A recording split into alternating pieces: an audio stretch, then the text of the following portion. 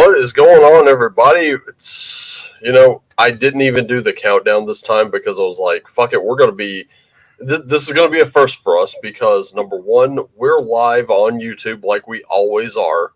Number two, we're also live on Twitter.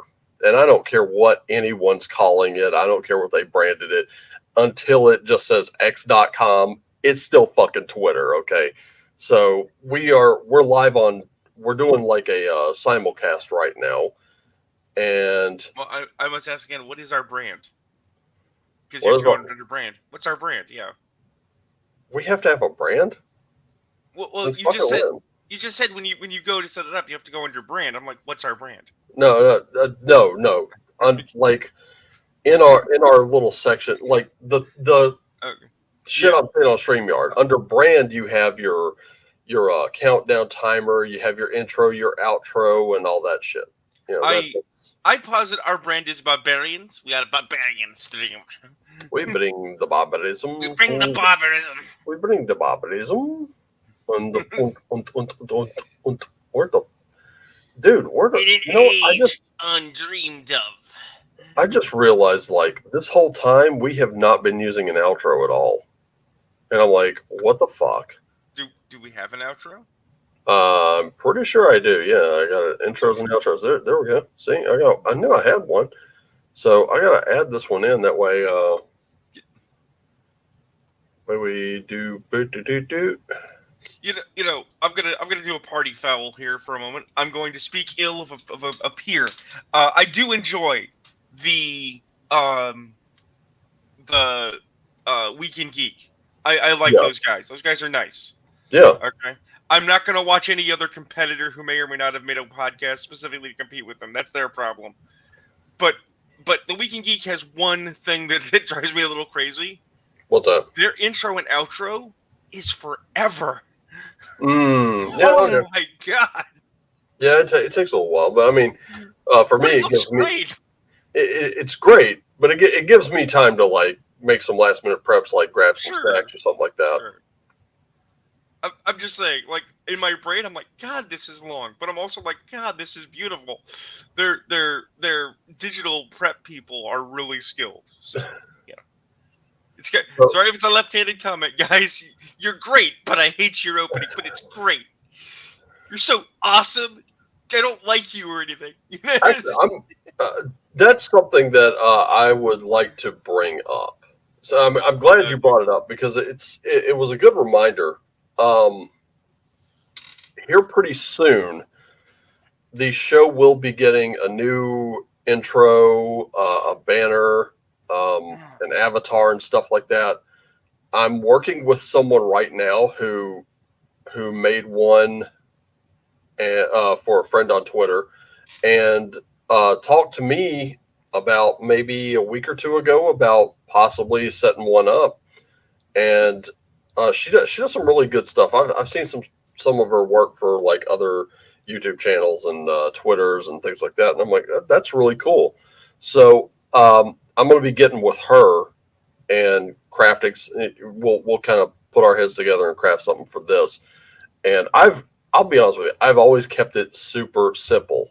And I've kept it simple because I didn't want to overcomplicate it. I didn't want it to take up too much time. I don't have a lot of time as it is.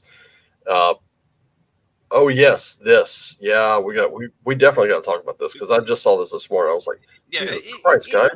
In time.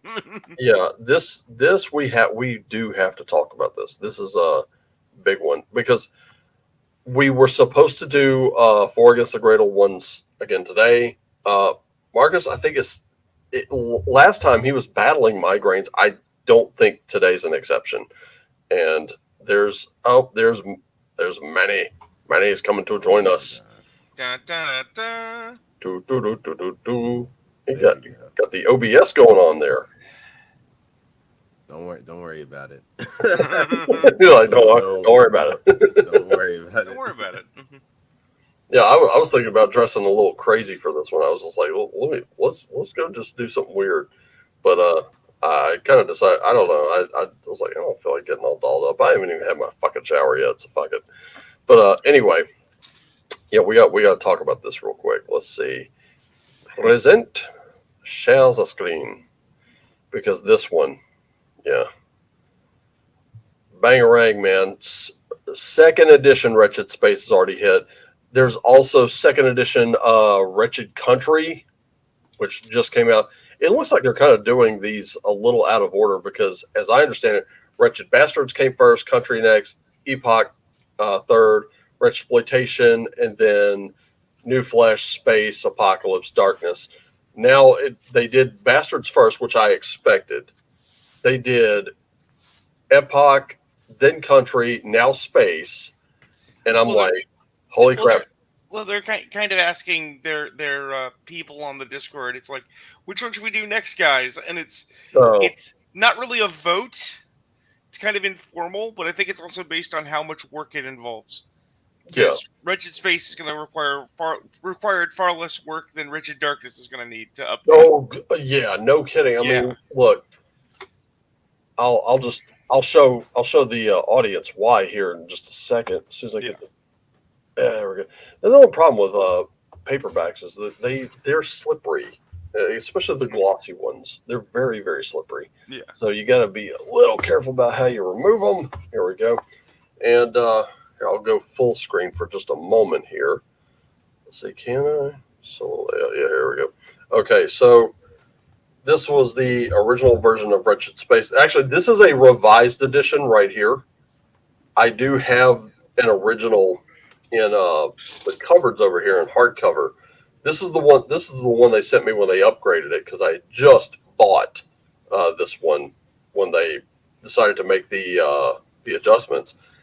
It's a pretty thick book, but still worth it. This is one I still recommend. When I heard they were doing Space, I was like, oh. But now you look at Wretched Darkness, and yeah, do the comparisons here. Darkness is going to take a lot of work. I imagine I'm probably not going to have to do any additional writing on that, because the tarot mechanic probably won't need any any more work than what it already is. And if they want more work, I'm like, fuck it, throw it my way. I'll piddle with it, and I'll deal with that. And right now, I'm kind of working on a project. I have to I'm still working on transposing all the notes, because the dogs literally ate my homework. So, and I still have that notebook. So I'm just working on getting all that over. I got offline for a little bit. I was like, I need to get away from this goddamn desk for a while. So I've been working on stuff, and this, when I found this had popped up, I was like, oh shit. Like, I haven't even looked into the new Wretched Country yet. That's how quickly they release these things. It's crazy. But you could definitely get your copy. You know what? I'm going to put that in the regular chat here. There we go. And guess what, guys? $20 a month is their top tier subscription for their site. And if you go there and you subscribe, you get access to everything in PDF. So if you're about PDFs only, that's the way to do it. And guess what?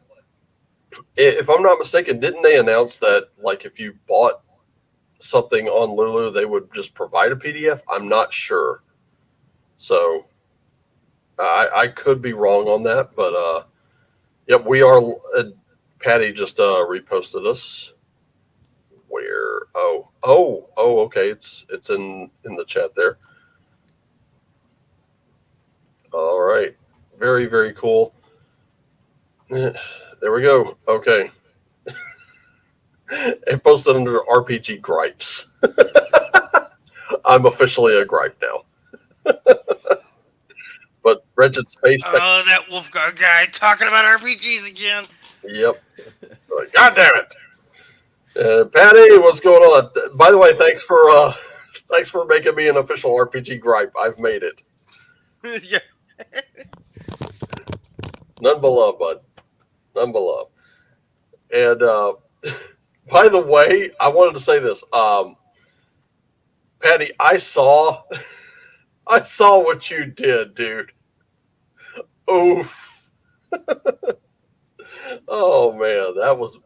I'm gonna say Patty had one of the most savage moments I've ever seen, and I saw a screen cap of it, and I was like, Jesus Christ! I don't know if I'd have gone that far, but wow, how laconic! It was really good. But yeah, we got Wretched Space Second Edition. So far, we have 4 of them. We have Wretched Bastards. What the fuck? Dude, did you put on a luchador mask or something? Well, you said you weren't going to get gussied up, so I figured I should, put on the cultism. Look, sometimes you don't feel right unless you got some horns and some skulls. I mean, if I have to, I'll get a chalice from over yonder. I mean, we can put on the... Yeah, there we go. What? You can't fight America. Hold on. What? They want to fight America? What? What? What? Oh God. How about I come down there? I take my left foot. What? I put it in their gut. What? I stomp a mud hole in their ass. What? And I use the right foot. What? To stomp another mud hole in their ass. What? And then use both feet. What? I said both feet. What? 2 feet. What? 1. What? In front of the other. What? And march that subbitch dry. Look, you gotta be ready for anything in the kingdom of madness. When you step into the squared circle, son. Yes. Yes, the procession of hats is perfect. Okay.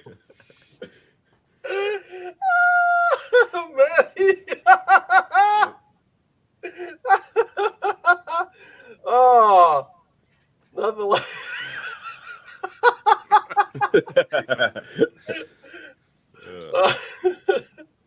Well, we're committed now, aren't we? Yep.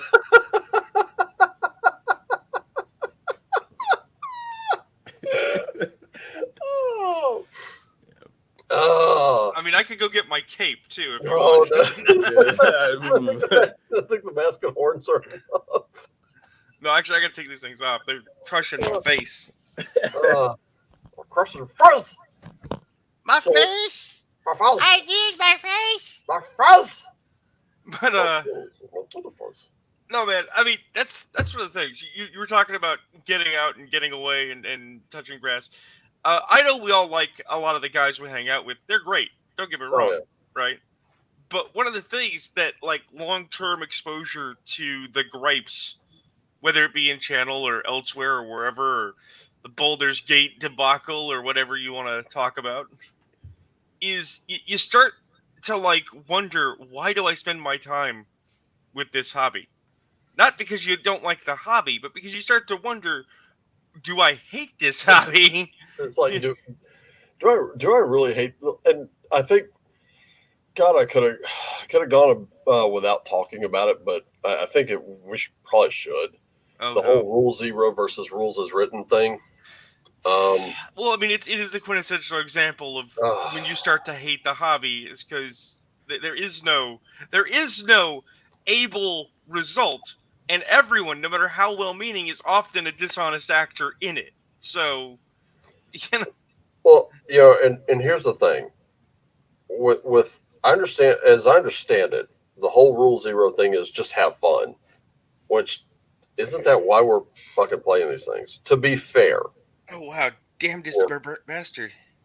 And then the Rules as Written thing, I've been, to be honest, after kind of backing away a little bit, I've been an advocate of playing it Rules as Written at first. But I mean, when you get a book like Wretched Darkness and you saw how thick that thing is, the first thing most people will think, especially getting a thick ass rule book, I don't care if it's Pathfinder or Wretched Darkness or whatever it is, when you're getting these like massive volumes that are all in one or something like that, Old School Essentials is a great example of this. They took their core rule book, they took their player book, they took their monster book and their treasures book and all that, and they broke them down into their own individual books, and they put them in a little box set. And I was like, okay, that makes it a little easily digestible, because most people, they look at a book the size of like Dungeon Crawl Classics or Pathfinder or something like that. They're going to be like, I do not have time to read through that. It's massive, and they're going to try to get as much as they can before heading to the table, because they really want to play that game. And that's why I've been advocating start with something like original D&D or one of its clones, because there's not much there. You'll learn how to adjudicate, because there may not be a rule for something. And I know people are saying, no, just jump right into AD&D. I'm like, no, start with the basics. Okay, so I played AD&D for years, right? And my physical copies were getting on the long side of the tooth, so I got the reprints when Gary passed, right? Because they did the re-releases to be working copies. And I will freely admit that I'm like, no, man, don't play AD&D. And people are like, but Joe, you love AD&D. It's like, yeah, but I also am well aware that it's poorly organized. It's dense. It is not beginner friendly, in part because it's advanced D&D. It's not supposed to be beginner friendly, right? The thing is like, we all know that when the snowflakes get on the high horse and say, well, you're gatekeeping people by making us read books, and we all know that that's retarded, right? At the same time, you do run into those couple of folks that are like, well, you can't run D&D until you've read the book cover to cover. And it's like, bro, not even Gary read that shit cover to cover. You know that. Yeah, and this is why I'm just going to show off some examples right here. I'll show you right here. You want to play original D&D, and Iron Falcon is going to be an honorable mention here, because I didn't dig that one out. There you go, right here. Swords and Wizardry, white box. The cover's not all that impressive to me, but guess what? This is original D&D in like 120 some odd pages. Yeah, like total 122. That's even with the OGL license kind of popped into the back of it. That's not much. Is saying get Osric. Isn't Osric basically the white box? No, that's AD&D first edition. Okay. So here it is. You got everything right here in this one book, and let me just blast out here. So one book, $15. You got everything you need right there. Another one you could go with, delving deeper. In my opinion, this is probably the most complete rules compendium. And again, it might be like 120 some odd pages. Yeah, about 130. So a few more pages than White Box or Swords and Wizardry. This is good, but it has some rules missing, like the jousting and some of the other granular rules. But this will cost you like what, $4.25, if that. And there you go. And this has like 3 different covers. You can get them anywhere. They're also rule books that take off on original D&D. There's stuff like White Star, which if you want to do Star Wars with the serial numbers filed off, these are your books. If you like it more historical, I mean, this is a great one. This really is a great one. And if you want to fantasy that up, you could always add Gorchev's book. Put the fantasy back in your World War II. Yep. Yeah, and I was about to get to that, but here's the thing. This just came in. I haven't done a mail call on it yet. I do have the Swords and Wizardry complete box set up here. I bought that one. And this is how much of a fan of this particular game I am. The new complete revised edition. And this one, I think total is, let's see how many pages. So like 150 pages-ish. Well, about 144. And the layout on this thing is awesome. This is the print-on-demand version. I thought it was going to be a paperback, but it turns out it's hardcover. I was like, okay, cool. Errol Otis did the cover of this one. I do recommend it. Swords and Wizardry complete box. That one will cost you about, I think, $10 in PDF, but I have no idea if you can even find this box set anymore. And it's packaged a lot like original D&D. You have the three or four little booklets. You got dice. You got all that other good stuff. And then, of course, I got the little extra with it. So now I have a GM screen. I've got a couple more books. Speaking of Victor, I did do a mail call on this one. Yeah. Bring your 5th edition into the modern day. So you could take a world like Kryn, have your Knights of Solamnia in not the plate, metal like you picture. Now you can have them in like Kevlar body armor, carrying auto weapons and stuff like that. What ended the Dragon Wars? Samuel Colt. Yeah, I thought what was funny about this one is you had the orcs carrying their ammo in paper bags. I was like, what? Like bags full of alcohol, but they have bullets instead. They have like bags full of bullets, bags and bags of bullets. I was like, okay, there we go. I'm gonna stick these over here for right now. I'll put them back later. But while you're doing that, Patty's got the right of it. This has been my position, sort of unchangingly. I'm gonna get a shorthand, which is that Rule Zero is a tool. It's a tool in the box. It is neither the end all nor the be all of rules, but it's also not something you should necessarily do without. And I cannot get behind this constant argument because it's basically purity tests, and we know how we feel about those, right?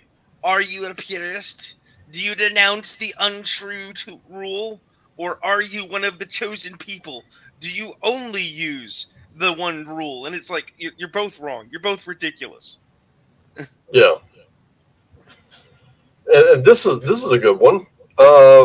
Dan just brought this up. Fuck those barracks room lawyers. Without Rule Zero, Bronstein, Blackmore, and D&D would not exist. That is very true, because the creativity for it has to come from somewhere.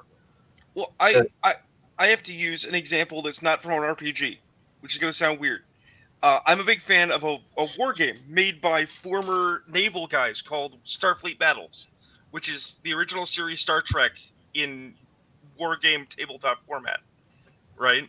My dad and I used to play it, and we never used tractor beams. And it's like, well, why don't you use tractor beams, Joe? Because the guys who designed it want you to do trigonometry. Okay. I can't do trig. No one I know does trig if they can avoid it. I'll be honest with you. I don't know if I've ever done it, but I do know that there are, like my grandpa used to work in oil fields, and I don't even think he had his high school education, but he was out there doing trigonometry without realizing it. Right. But that's the thing. Once again, our ancestors did so much more than us. But that's the thing, though. Is like, again, it was designed by former Navy guys. I can understand Navy guys who are designing ship combat being like, oh, you just do trig, because we do that all the time in our ship work, right? But for a conventional product for the market for normies, it's like, that is a terrible game system. Don't use trig. What's wrong with you? Yeah. So we house ruled it out. That's Rule Zero personified. We weren't saying it wasn't rules. We weren't saying we weren't going to use it. We said we need to make this in a palatable format we can use. Yeah. But I would suggest before I take this off screen. Yeah. Check this one out. If you're completely brand new to the Wretched role playing game, get the core book, and all the rest of this is going to be settings books for it. So it makes perfect sense to go ahead and check that one out, because you're basically playing anti-heroes. They do away with the alignment altogether. So that for those who don't like alignment, this is going to be your game right here. And I do have a little channel announcement here. Next podcast, we will be talking to Alex Reinhardt. And Manny, I think I've shown you this one. You're gonna love it. Let me just pull this one up. I should have had this one ready to go, but I didn't because You're too busy getting your hat.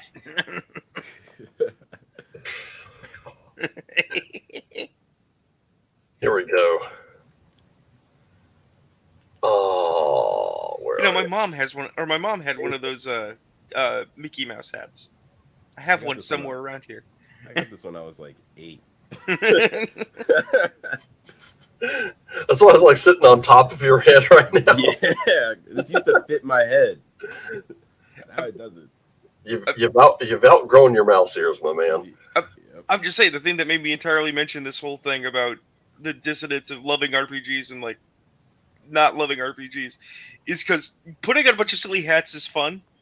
That's like the quintessential thing about RPGs is that they're supposed to be fun, guys. You know? Speaking of Cyber Rats. Yes. I'm going to tell you right now. Let's see. Cyber Rats has an upcoming expansion. It's true, and you can help playtest it right now. Check it out. Okay, so basically, you're genetically engineered operatives addicted to biotech, a glowing gel that gives you superhuman powers.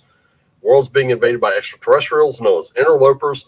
You have been employed by a megacorp to ensure that the aliens don't win, and that if they are stopped, it's you who does it, not some rival corporation. I think that's a great concept. Set in the year 2096. I have actually read through this. Do not believe Tippy if he tells you he's entitled to a percentage of your script, or if he suggests getting him some smoke will get you assigned to less dangerous missions.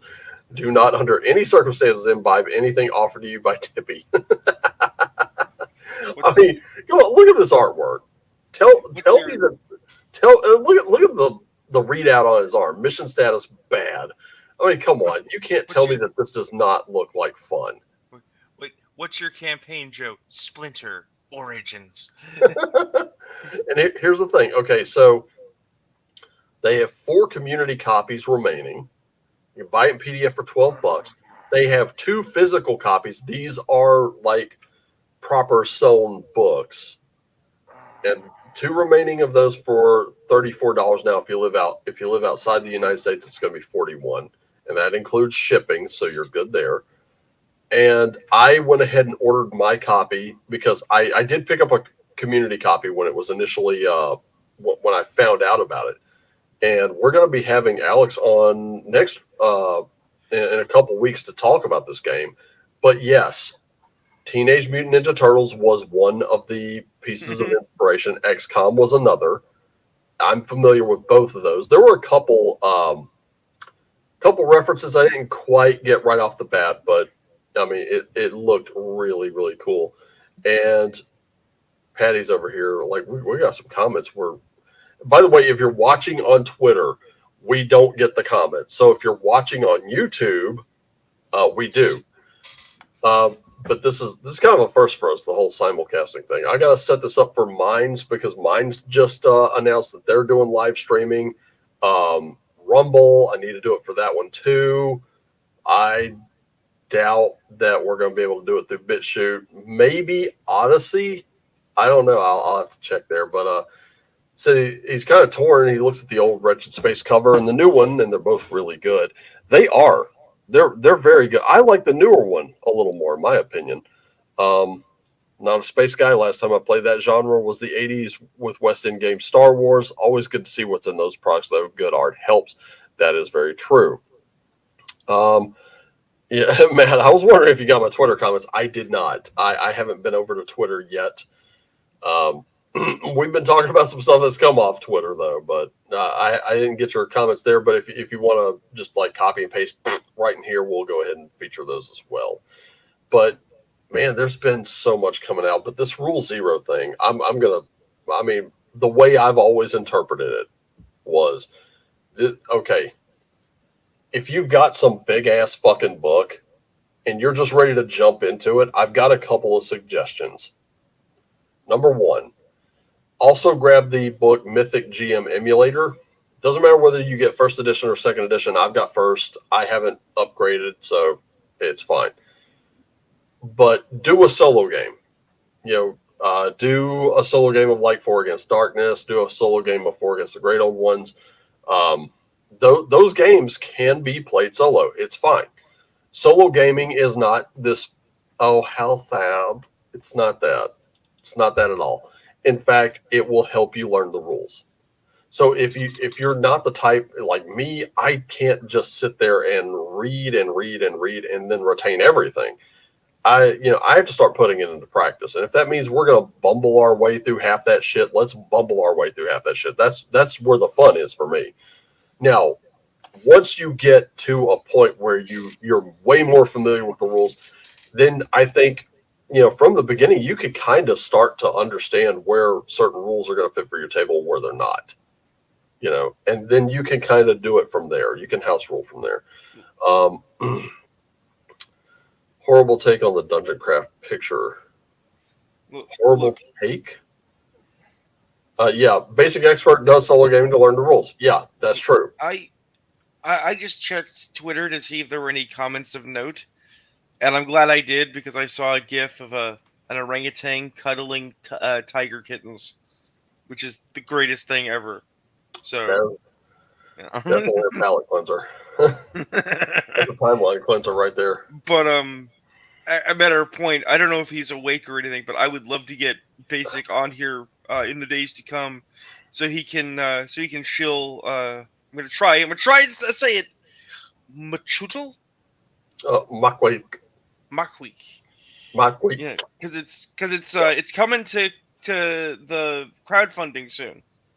Yeah, and I'm looking. I'm going to be back in that one. With that one, that's another game based on OD&D white box rules. Yeah.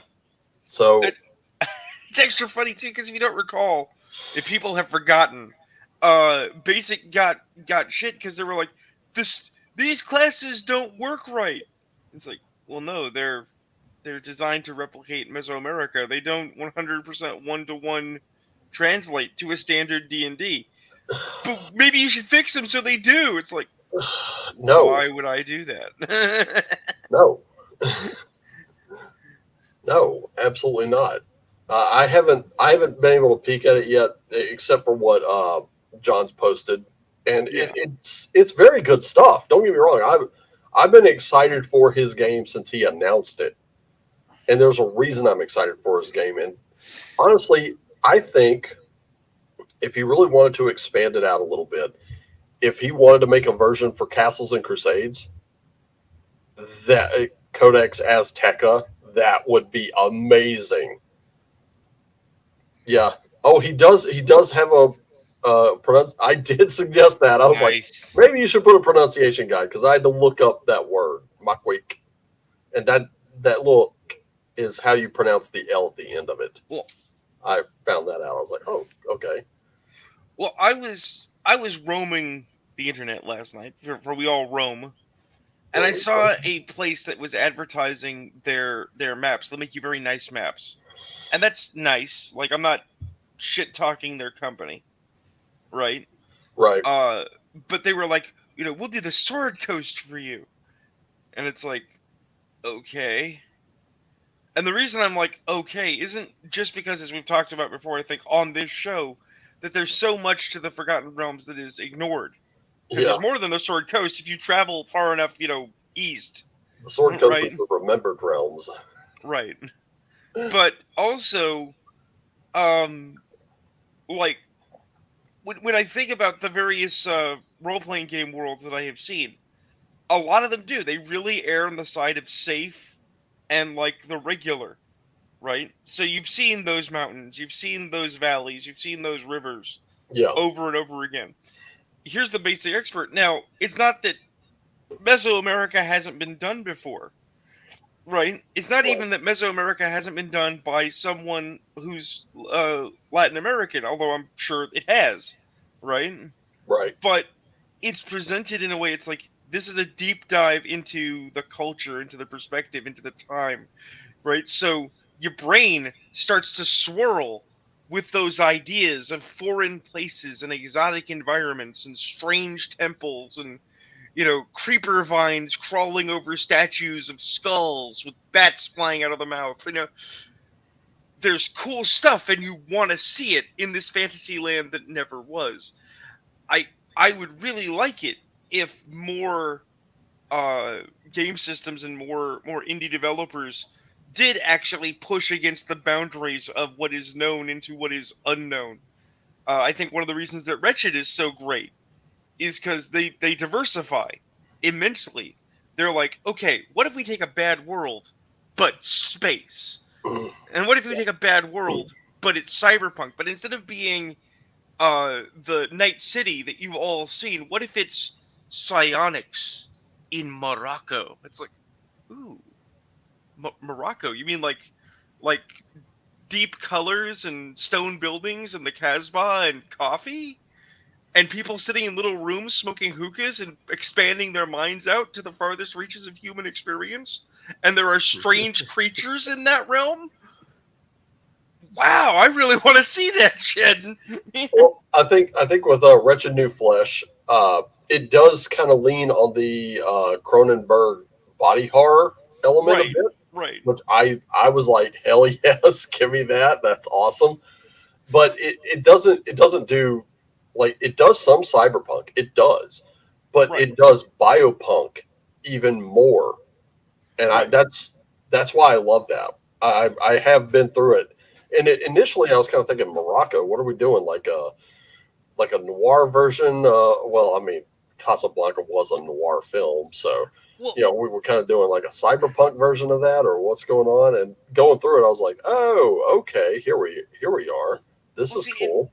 In my brain, even though this is a weird juxtaposition to use, it's like Big Trouble in Little China with biohorror, right? So here's your character, you're some boot stomping cowboy, and they're like, Morocco isn't here, Mr. Burton. And then when you step in, it's like the movie Society, and they're like offering to put worms in your face. It's like, what? What did I step into? It's like dark things. Well, you just tell them what old Jack Burton said from the Pork Chop Express. He said, you know, when they asked, did you pay your membership? He say, yes, sir, the check's in the wire. Exactly. You know? I would definitely love to play a Jack Burton style character in that, because Jack Burton, and this is what most people don't really understand about Big Trouble in Little China. Kurt Russell was not the star; he was the co-star of that movie. Right. He was a backup character. Well, actually, that's you mentioned that Wretchedverse doesn't have alignment. Well, it does. They actually added it. I know people were grumpy about that, but it's an optional rule. And Big Trouble in Little China is a perfect example. The Asian co-star, who's the actual lead, right? Yeah. He's an actual hero. He's not a wretch. He's a good guy. Yeah. Right? Jack Burton is completely a wretch. He's solidly wretched. He is definitely wretched. All he's got on his mind is chasing skirts, man.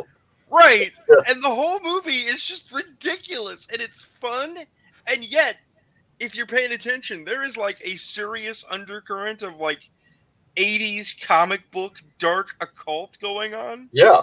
You know, the idea that an earthquake happened under San Fran and now evil has risen, emanating up from the deepest darks of the underworld, and is being mastered by an Asian energy vampire from hundreds of years ago. It's like, whoa, oh no. You know, and I've said this, I'm gonna say this. I see the comments, and boy, I want to comment on them, but I'm like, when he does something worth talking about, then then I'll talk about him. But I do want to bring this up. I want to bring this up real quick. So Matt, okay, let me put it to you this way. This is the same guy. He wants people to boycott Gen Con. But boy, when I boycotted Drive Through RPG, he sure fucking had a meltdown about it. Now, Gen Con is one of the biggest gaming conventions out there. So now, who is killing off OSR creators? Who's penalizing them now? He didn't even think about that. So I think, and that's why I said Patty's roast was laconic and vicious. He went. I did see the picture where he the screenshot where he was going on and going on and going on about it, and made this whole big dramatic post. And he's like, "Oh, it's just a skin suit. It's just a skin suit now, and some corporations hollowing out and wearing it." And I've Patty went, bested you, Raven. I beat the final boss of Internet Shitlords twice. ultimate boss, baby. So he said. So Patty posted sort of like publishing through Drive Through RPG. I was like, oh, Jesus Christ! I was like, dude, that's not a roast. That is not a roast. Somebody called Homeboy an ambulance for that man. burn. But yeah, that is true. Morals and fake outrage. It's his whole public persona. And I did catch a comment from someone who I won't mention who, but they were saying that basically his star is fading and he's lashing out at everybody else, and it's like, you appeal if you make your games and you appeal to only a certain demographic. That's exactly what you're going to get, and you better be ready. Better be ready. I mean, the hard times are hitting. They're hitting everyone, myself included. So when your chosen demographic can't just suddenly keep buying, then what do you do? This is why people who want to be indie developers need to be nice. And that sounds silly. It's like, nice? You mean like sweet, like gentle, and let people walk all over you? It's like, no, you just have to not be a jerk. Yeah. Because you can't grift people forever once everyone's been grifted who's going to be grifted. And if you get a reputation for being a jerk, people won't work with you, which includes not buying your product. Yep. And on top of that, when you're attacking your customers, yeah, then your target demographic starts getting really, really small. So guess what? At this point, I've got no sympathy for him, because he's all about him. That's it. He always has been, always, and now always will be. That's my primary criticism. I really hate, like in this recent series of events, which we're not going to dig into too deeply. The Red Room took a position. Mm-hmm. I don't agree with that position, but I still love those guys. Yeah. Right? I mean, here we are. We're still talking about how great their work is. Yep. They're lovely people. They are. But at the same time, right? I'm telling people it's like this guy is a grifter and should stay away from him. And one of the reasons I don't like him is he doesn't have anything nice to say about anybody else's work, including the Red Room. Right? Because he'll do a video about somebody else's work. He's reviewing it. He's going to say good things about it, guys. Right? Or he's going to say how poor quality it is. And it's like, 5 minutes will be shitting on somebody else's work. And then 10 minutes of a 15-minute video will be him saying why you should just buy his work instead. Yep. That's not a review. No. That's not good for the community. That's nope. Awful. It helps nobody. It's like I've got people that have sent me stuff to just kind of look over and review, and of course, I just got something not all that long ago, which I got to look at, and we'll definitely be talking to him about it. I mean, we should probably ask Ryan what he thinks. I mean, he games. He's in game stuff. Yeah, he's actually. Here's the thing. Before Manny got on, he was actually playing Street Fighter. I was playing Street Fighter. Which Street Fighter? I was playing, the newest one. New version? 6. Yeah, newest one. It is, it's definitely a jump from topic, but yeah, I was enjoying some Street Fighter before this. All right, most dire question of all time in history. Oh boy. Cammy or Chun-Li?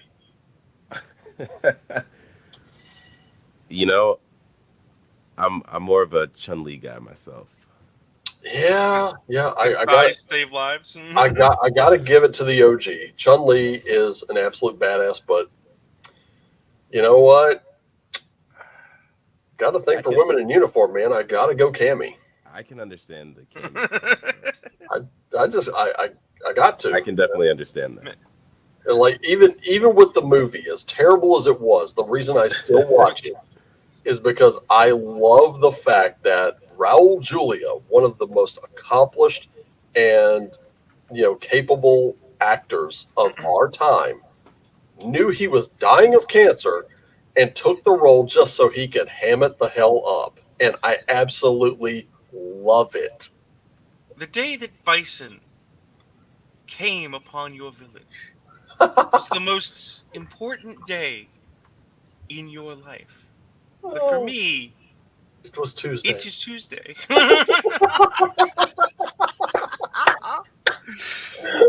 I absolutely love that moment. It's one of my favorites in the movie. It's great. Here's the thing. I'm gonna controversial opinions for old movies. I don't like the Masters of the Universe movie. I really don't. Oh, I do. I do. Even but all its faults, I still love that movie. But I love Frank Langella in it.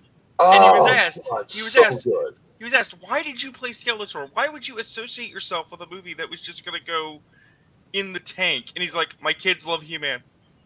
That's it. I did it for my kids. And it's like that is a goat answer. That is the man. Yeah, it's like, okay, at that point, it's like my dad was fucking Skeletor. Yeah, my dad was Skeletor. What is your dad doing?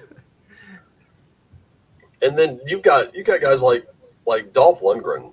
I thought did well as He-Man. The thing that I didn't like about the movie was, number one, how far they strayed from the source material. Yeah. Number two, most of it was set in New Jersey. Why? Of all the places to pick. Well, anybody you have the entire world. Yeah. Anybody who's dug deep, especially if you watch, I want to say, I think we lost some viewers over that. Maybe it's the documentary Electric Boogaloo. But if you dig into canon, they were told they were getting a major theatrical release. They thought they were getting serious time, and then the company they were working with slashed the budget. Yeah. Because they saw how expensive it was going to be, and it's like, well, you can't make a space epic about evil skeletal sorcerers and dudes with a giant sword without a little bit of cash. Yeah. And let's not forget that Masters of the Universe actually started out as Conan the Barbarian toys. It started as a Conan the Barbarian toy line. And Skeletor was not actually Skeletor, that was Thulsa Doom, who is from the Kull, the Conqueror. It's one of Kull's villains. Right. Which was that's, I'll be honest with you. Even with that, like, as fascinating as I find the Thulsa Doom character in Kull, I still love James Earl Jones in the role in the original Milius He-Man. We're gonna get super nerdy here for a minute, and Damnedest Bastard is just over here going, yes, reveal the secrets. But the thing is that even though James Earl Jones is great, don't get me wrong, best villain ever, that's not even really Thulsa Doom. That is Elsprog de Camp's reinterpretation of Thulsa Doom. Thulsa Doom only appears in a Call the Conqueror story. He only appears in one of the Call of Valusia stories. He's not a Conan villain, but de Camp was like, I'm gonna retool the timeline to suit my pet interpretation, and then was able to become the advisor on the film, helped make the script. That was his plan. That's his baby. And he's like, oh, well, there was a single reference to Thulsa Doom in a single Conan piece. Therefore, Thulsa Doom must be a Conan villain. And he's not just a villain, he's the arch enemy. And it's like, but that's not Conan's deal. No. Conan doesn't have arch enemies. No. As a matter of fact, I showed off my copy. I was gonna say, I like how you just had that ready. Yeah, it's right up here on my desk hutch, man. I got a lot of books on my desk hutch, including Lamentations of the Flame Princess. I've still. I Look, Raggy's gonna be salty at me for this. I still have that copy of Pathfinder Core Rules Pocket Edition sitting up here too. He's gonna be salty about that, but you know what? I'm gonna say this, Raggy, you don't share a shelf with that one. You share a shelf with Lord of the Rings. Okay, that's all you share a shelf with. All right, so all I got to do now is get. I think I've got Blood and Fire. I've got to get Adventure Anthology Death, and then I can get myself the slipcase and slip them in there. So there's that, and yes, Samaria does not forget. No, it does not. Well, that's the thing. I've actually been reading the Forgotten Howard Hero. He's not forgotten by people who care, but I think he's forgotten by the majority. I've been rereading Brackmac Morn, the last king of the Picts. Yeah. Right. And I do. I think he's a forgotten character because people kind of know Solomon Kane. They obviously know Conan. Some people might know that terrible Hercules as Cole movie, right? It's not bad, but it's not great. I'm of a different opinion. I absolutely love that. Okay, remember who you're talking to. You're talking to a guy who loves bad movies. No, I get it. I love bad movies too. But I watch old Grindhouse movies, for fuck's sake. I mean, if you're in my Plex server, you're going to see what I watch. We like the wretched verse. We clearly like bad movies. Yeah, and speaking of bad movies, I have seen that D&D Honor Among Thieves is now in the red box, and I think it's now all over streaming services. But hear me out. I'm still I'm not watching it. I'm not paying for it. It's not going to happen. But, and I'm going to point this out real quick, when it comes to these movies that are bad like that, especially with, like I said, I mean, if you look at the shit I watched, you'll see it's in there. Here's the thing. I kept seeing this from people at Paizo. They're like, we need to go out and watch this D&D movie because if we don't watch that, then there's not going to be a Pathfinder movie, and there's not going to be a this movie, and there's not going to be a that movie. And I'm like, bitch, did you watch Mutant Chronicles? Because that's a movie, and I have it. It's in my fucking Plex server. If you didn't watch that, I don't want to hear it. Oh, I'm pretty sure none of them watched the Midnight movie. And there we go. Sword and Sorcerer, best B movie ever. Yes. Do you know Midnight? Midnight, no. Midnight is a campaign setting. I believe it's D&D 3 alike. I'd have to look it up. You can get it through Fantasy Flight Games, last I checked, although you might not be able to now. But it's essentially in premise, okay? What if copyright unique Sauron won the War of the Ring? Right? Right. And it's now, like, several generations on. Now, the basic thesis of the game is that you're going to play the glorious rebellion, Star Wars-like, against the evil empire, right? But it fully outlines and styles the evil empire, and it's like, no, there's every reason to play the empire in that setting, right? So, for instance, in the film, the main character is discovering he's a paladin, right? But he's not a paladin. The society doesn't endorse the idea of paladins. He doesn't understand being a paladin, even though he's getting powers from his god, who just happens to be Distaff Sauron. And this one, Honor Among Thieves, streamed it for free, was the best 45-minute nap I had this week.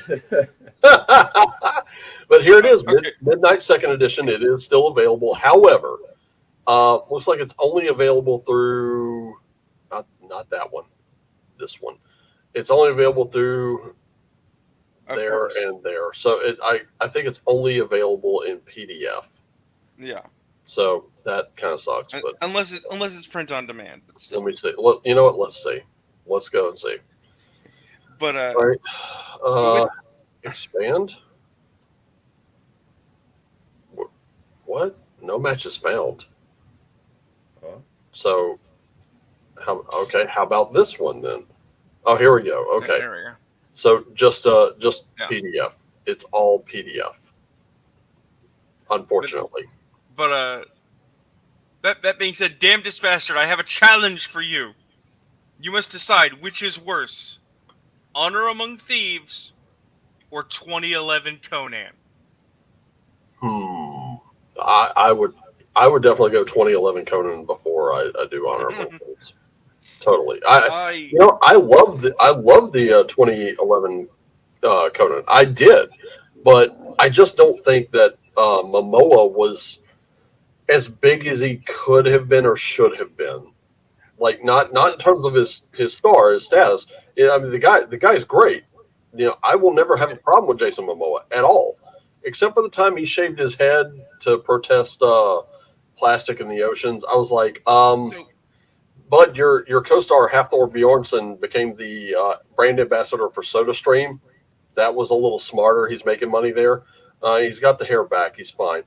But I have not seen this. The Frazetta family is going to do a Kickstarter for a Fire and Ice miniatures adventure game. Nice. Oh shit! I found out my bucket list has expanded. Apparently, the Frazetta Museum is like in the neighborhood of the Howard Museum. It's just a drive. Really? Yeah. Holy shit!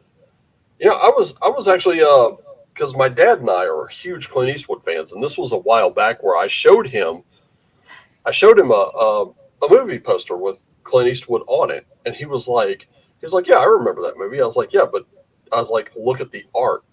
Do you know who did that art? He's like, no. I was showing him some other pieces of like Death Dealer and some of the old D&D stuff, and he was like, same guy did all that. I was like, yeah, and I said, here you go, and I showed him a picture of Clint Eastwood and Frank Frazetta standing next to the very painting he did for that movie poster. And Dad was like, oh, I had no idea. I was like, neither did I until just like a few minutes ago. And we did some, let's see, what? Okay, it launches August 8th. I probably can't do it. My hobby dollars are going to Titancraft's next Kickstarter. Okay, yeah, you know what, Patty? We need to talk about Titancraft's next Kickstarter because I'm with Cal. What's their project? 2011 sucked, but the first 100 pages of Stackpole's adaptation was one of the best pastiches in the last 20 years. It was good.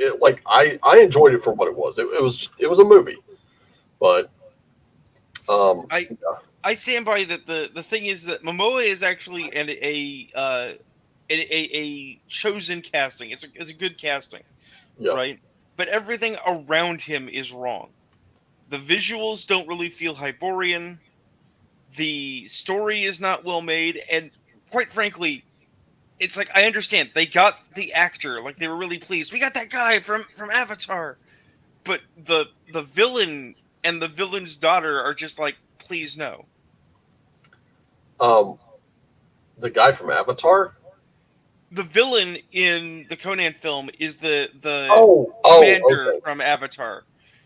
Okay, so apparently Titancraft is a Hero Forge alternative. Instead of buying each STL as a file, you purchase an asset pack, and you can download as many STLs as you want using those assets. Oh, that's cool. Yeah, I watched Patty working with it the other day when he was doing miniatures. It's pretty neat. Yeah, Patty got me into one-page rules. I still have to get those.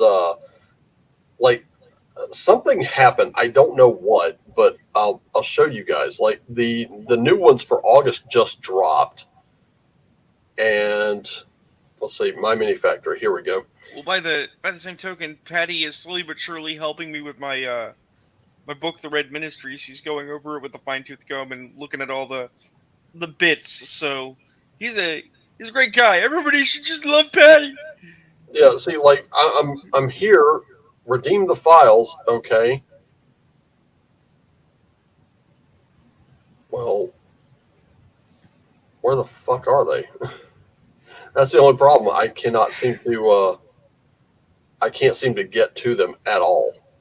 Like I go to my library, it tells me go back to the old library, read more about the new library, go back to the old library, try the new library, and it gives me absolutely nothing. Like even if I were to go read about the new library, it gives me nothing at all. And I'm like, fuck. So something's gone super fucky with with that, let's see it. So, and Tony Garcia is showing off. Oh wow, he's about to do a Kickstarter for an adventure for Dystopian Dawn called Secrets of Sacred Mountain, and he's only looking for $1,200 for this one. It's not live yet. Don't know exactly when it's going to go live, but he's showing like a little project draft here, and yeah, this looks really cool. So it's going to be set in the Black Hills, and there's like one Native American tribe that survived everything. So looks really cool. But anyway, it's up to you. But everyone's demanding, let Patty in. Let Patty in. All right, yeah. Here, hang on. Let me get that invite link. Copy. Go over here to the Gilded. I know Patty's in here somewhere. Just need to find him. See, now we make Patty a 4 against the old one's character, and we resume our game. Right, we go. So I did send Patty the invite link. Patty, it's on Gilded. So just head over there. Let me hop in. Yeah. Okay, come on. Come on. Cal saying we must divide into sides where we have become mortal enemies. I don't want to be mortal enemies. Yeah, really. It's like I literally just want to play games. I don't give a shit what anyone else is doing or saying. I'm probably gonna do some Fabled Lands today because it's been a little while since I've revisited the character that I'm playing in that one, and honestly, I don't want to really break out a whole bunch of stuff, and that's one where you can kind of just minimalist just do it. And I do love Fabled Lands. I recommend everybody check that one out. It's a great little solo game. You know, you buy the first couple books and then buy each one as you need it or whatever, because it's like 7 books that are out right now. They all tie together. So I'm kind of I'm really waiting. They come in like traditional paperback size, or they come in much larger books. I just went with the traditional paperback size. You know, your mileage may vary. They're on Amazon.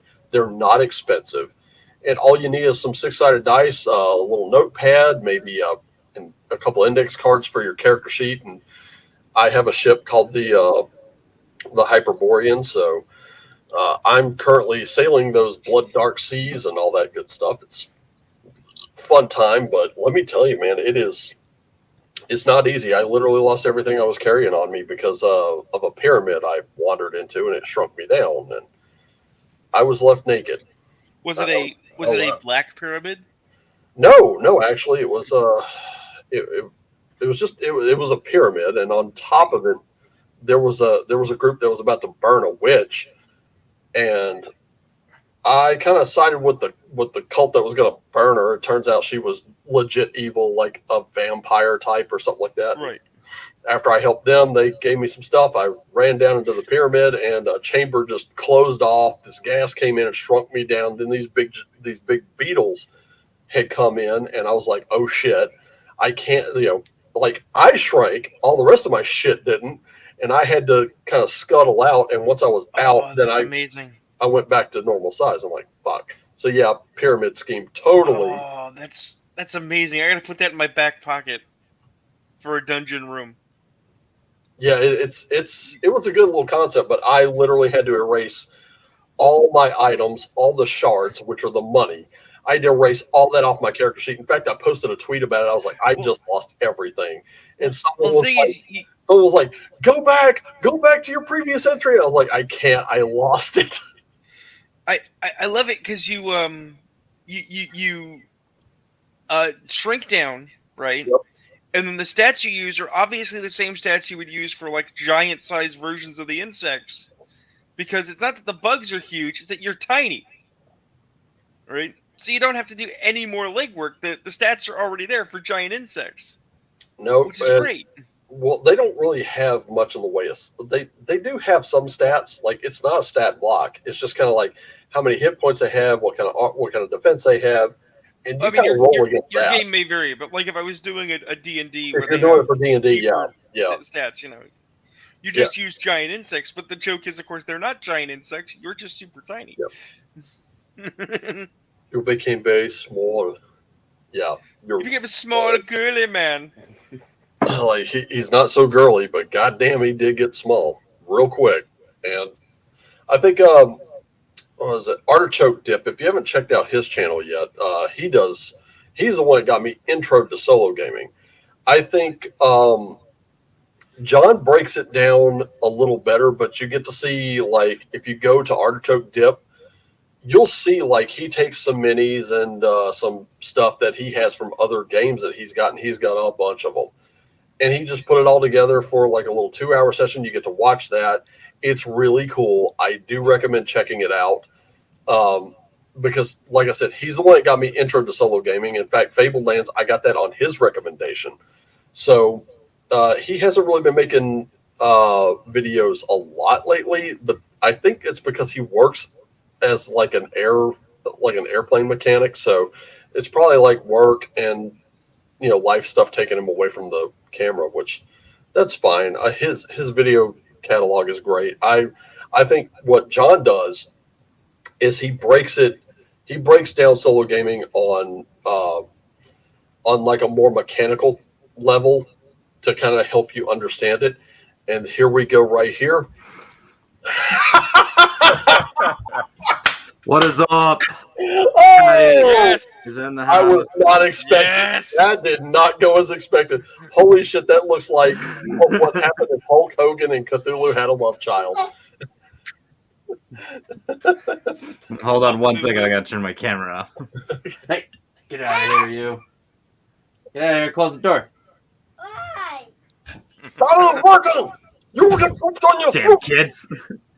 I can't have my spawn coming in here and showing off their Dunwich, or what is it, the Innsmouth look.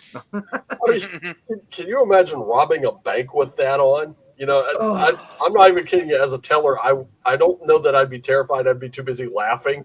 I'd be like, don't shoot. Dude, I certainly cannot wear that for very long because it is hot. Oh, God, yeah.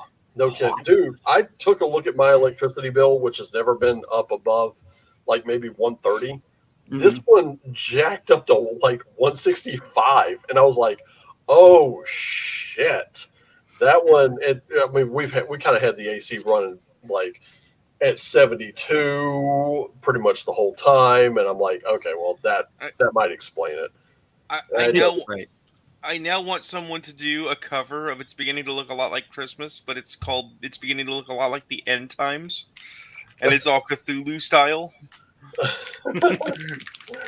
That would be cool. So, Patty, tell us about this Titancraft thing, man. Come on. Oh, yeah. So, Titancraft's really cool. I actually just wrapped up a contest with them. We lost by 1 vote. Oh. And so you go to titancraft.com, and it's kind of like Hero Forge, where you design a miniature using all their different 3DL asset packs. But like I said, where Hero Forge, you do like a monthly membership, and they give you like access to 3 or 4 downloads a month, and then you can print those, on your whim, however many times you want. Titancraft will sell you the asset packs, where it's they have the fantasy pack, a druid pack, an elf pack, sci-fi, modern, pirate, and steampunk packs right now. They also do it for creatures, so you could totally, from the ground up, build your creatures. And like I said, you pay for the asset pack, so it's like $35 will get you everything in the fantasy pack, but then you can make your character as many times as you want and just print them off as many times as you want. Yeah. So like, where Hero Forge, it's you're paying, I think it's like $6 or $7 an STL if you're just buying them piecemeal, and it could be the same character with just a different pose. Like, oh yeah, I want one with my tankard in my hand, and I want one with the sword in his hand. Well, you're netting yourself $14, and at that point, you might as well just buy a miniature blister pack. Yeah. One of my criticisms of Hero Forge, even though it's fun, is it's clearly intended to design your sort of avatar type character mini. Mm-hmm. Right? I'm an old man. I come from an older time, a more civilized age, if you will. My old man used to buy boxes of like 20 kobolds back when kobolds were little ratty men. Because you would get lots of interchangeable minis, right? Got several trays of orcs, several trays of dwarves, several trays of hobbits. Yeah, some of them were all different, but the idea was not that these were PCs, although you could use them for that. It's that these were working man miniatures for anything you needed, including antagonists, right? And as much as, sure, I love a nice vanity mini, right? Oh, yeah. I am very much in favor of your minis need to be somewhat interchangeable to fulfill any number of tasks. Yeah, I'm not. I don't necessarily disagree with that. The like you were saying with the vanity thing. I think it's really cool when people get into the game and they want to create minis for their heroes, because it shows me that they're invested into it. I just, I think Titancraft has a much better business model, and like with the one-page rules, one of the reasons why I wanted to hop on was trying to help Raven figure out how to navigate my mini factory. Well, Yeah, which for me is having problems. I said I'd show this, but I didn't, and that's kind of a problem. This is what I've been running into lately. I'll share this because, oh my goodness. Also, Patty and I are beard bros. We have the glorious dwarf beards. Yarr. There we go. So present, share screen. Yeah, this is what I'm up against right here. Just this. Okay. Go back to the old library. Try the new library. Read more about the new library. Nothing. Right. So up at the top, let's see. Let me click into it myself. All right. So library, close out of the ads. The only thing I really don't like about my mini factory is the friggin' ads that pop up. Okay. So do you have your My Mini Factory and your Patreon linked? Because I imagine you've just signed up through One Page Rules Patreon, right? Yeah, I did. Okay, and then this is the library. See, inbox. Hit Steam files, and now it's not even there. It's like crap. Let's go back to that. See this? Nope. Feed maybe? Nope. Damn it. Library again. Subscriptions maybe? Join the My Mini Factory store. Nope. Yeah, see, I on mine, my library has like a sidebar on the left hand side that has like all objects. I Even wonder. if I go back to the old library, some other stuff pops in. Downloaded files ordered. Settings. Maybe I just screwed up some settings somewhere. Nope. Doesn't look good. Yeah, I would check your I'd probably go through your Patreon and make sure that that's hooked up. Plus, One Page Rules is relatively good at getting back to folks. So Let's see. There we go. Well, let's go to One Page Rules and find out what's going on here. Okay, rewards tier. That's for January. Why am I on January? Here we go. August release overview. Yeah, I saw the stuff for August. I was like, oh shit, oh boy. So I'll kill that for now. But yeah, this is let's see, memberships, One Page Rules. Let's see what we got.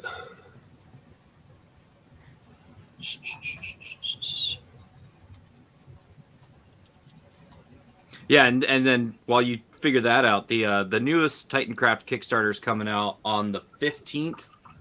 And I think the last time that I got in on one of the Titancraft Kickstarters, I threw in $100 and I got the modern, the sci-fi, the steampunk, and the pirate sets. And I think when outside of the Kickstarter, they were selling some packs for as little as $15 and some as much as $35.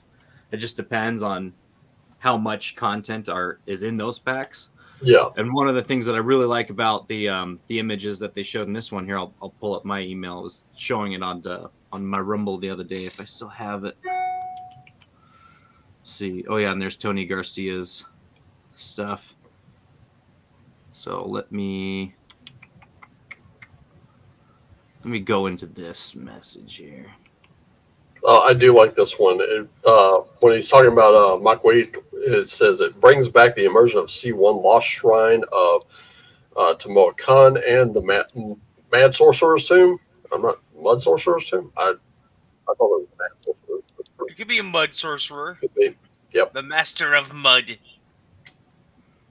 Now the funny thing is, if I go to, I'm sure if I went to go share my screen, it would share everything in my email. Not that there's anything bad in there. I just think it's funny. All right, let me see here. Sharing screen like, is easiest with two monitors. Since I rebooted everything, everything's been kind of weird. Like, any site, like even John's site, thebasicexpert.com, I keep getting this loop of Cloudflare going, prove you're a human. You check the box. Okay, prove you're a human. Check the box. Okay, prove you're a human. It's like, motherfucker. Yeah, like, some of those are like that. I tried to order, I went to order a book for a friend through Lulu yesterday. Had the same issue. Like, once I got to checkout, then the Shopify thing starts coming up. So I had to order the damn thing through my phone. I was like, what the hell? It was dumb as hell. But like a lot of stuff's been kind of broken, and including like right now I'm at my I think I'm at my profile and I'm looking at what I'm following, and all I get is just the little spinny circle of death there. So I'm getting nowhere with that. Circle of Doom. Yep, getting that. So I'm really not getting anywhere with it, and that kind of sucks. But I don't know. Like I know everybody else is having a you know, they're not having a bad time with it. So I'm like, okay, something's going on, and I'd really love to know what the hell's happening with my mini factory here and why it's. I wonder though. You know what? Let me try it from my phone, because now that I'm thinking about it, try it from See my you, phone. damnedest bastard. Thanks for hanging out. Here we go. All right. Do you have a It was great nice day? to have him visit. So this is the Titancraft email here, Oh, and I'm not sure if they've been showing this off like through their. I went to their Kickstarter thing, and I couldn't find these images in particular, but I wonder if I could like zoom in.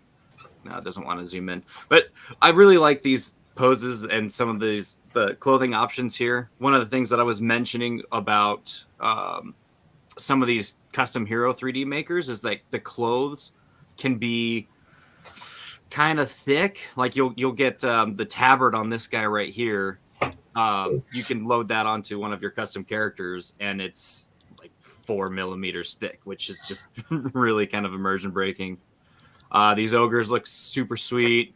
And again, the monsters, like you can pose them, you can change out their weapons. So if I wanted to make this ogre guy fit for mutants, I could go into the asset packs that I own and slap on like football pads and give him a gun on his hip or a stop sign shaped shield. And then these golems here look super sweet. So I really like Titancraft's platform. They're updating it every day. Their artists are pretty good, and their Discord is fun to hang out in too. They do some really cool things with the program that if you're just not messing around in it, you wouldn't know that was even an option. all right. So I'm gonna try this My Mini Factory thing for my phone here and see if that works. Let's see. Come on, log in. God damn it! Incorrect username, password. Fuck off. Okay, here we go. Let's see. Go back to the old library, maybe. Here we go. I'll try the new one. Fuck. I don't know. Here we go. All objects. Let's go to object share with me. Where Yes, object shared with me. That's where I usually go. Okay, so let's see. Library. Let's just go straight up library. And I've got. Okay, yeah, I do have them right here. For some reason, they're not showing up on my Got the scatter terrain, the alien mortar beast. For some reason, that is not showing up on my On your web browser? on my desktop, weird. which is kind of weird. Yeah, it sounds like a My Mini Factory problem more than it's a one-page rules problem, and that sucks. Yeah. I will say this, the Blessed Sisters small terrain looks pretty interesting. The Blessed Sisters pack was pretty cool. The novitiates, I think the novitiate sculpts were really cool. They're not over designed, and they look very customizable. You like they really do just fit as proxies into whatever you want to use them for. Even sharing this with my desktop here, it didn't come up, which I'm like, oh, come on. Like it's there's something going. I think this has to be a Chrome issue because I know Brave browser is based on Chrome. Oh, wait a minute, hold up. Brave is specifically made by a former Chrome employee who got mad at all the bells and whistles and malware they were adding and said, "What if I just did Chrome but right?" Yeah. And I love Brave browser, but if it's going to continue doing this, it's going to be a bit of an issue. Yeah. Let's see. Let me try something here. I'm a pleb man. I use Safari. I'm a dirty Apple kid. Let's see. Cultists. I know. I'm a Firefox guy myself. Yeah, I was going to use Firefox, but then they decided they were going to be censoring certain sites at the browser level, and that's why I was like, nope. I didn't even know that. See, they heard Me us with that shit. They heard us speaking ill of the technology, so now Raven has static. Yeah, the only reason why I have Chrome is because I need it to run StreamYard. It should just be called the StreamYard bot. Streambot. What is my purpose? You spread butter. That's it. Oh my Spread god. butter. It's a Rick and Morty reference. I haven't watched all of it, but I watched the first 2 seasons a bunch.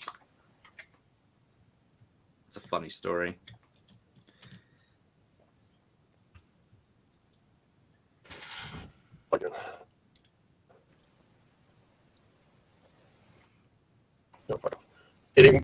Same thing, even through a different browser. Unbelievable.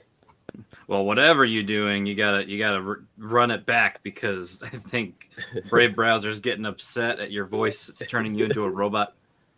As I said, I think they heard us talking about them Yeah, and decided, well, you know what? You guys don't get a podcast today.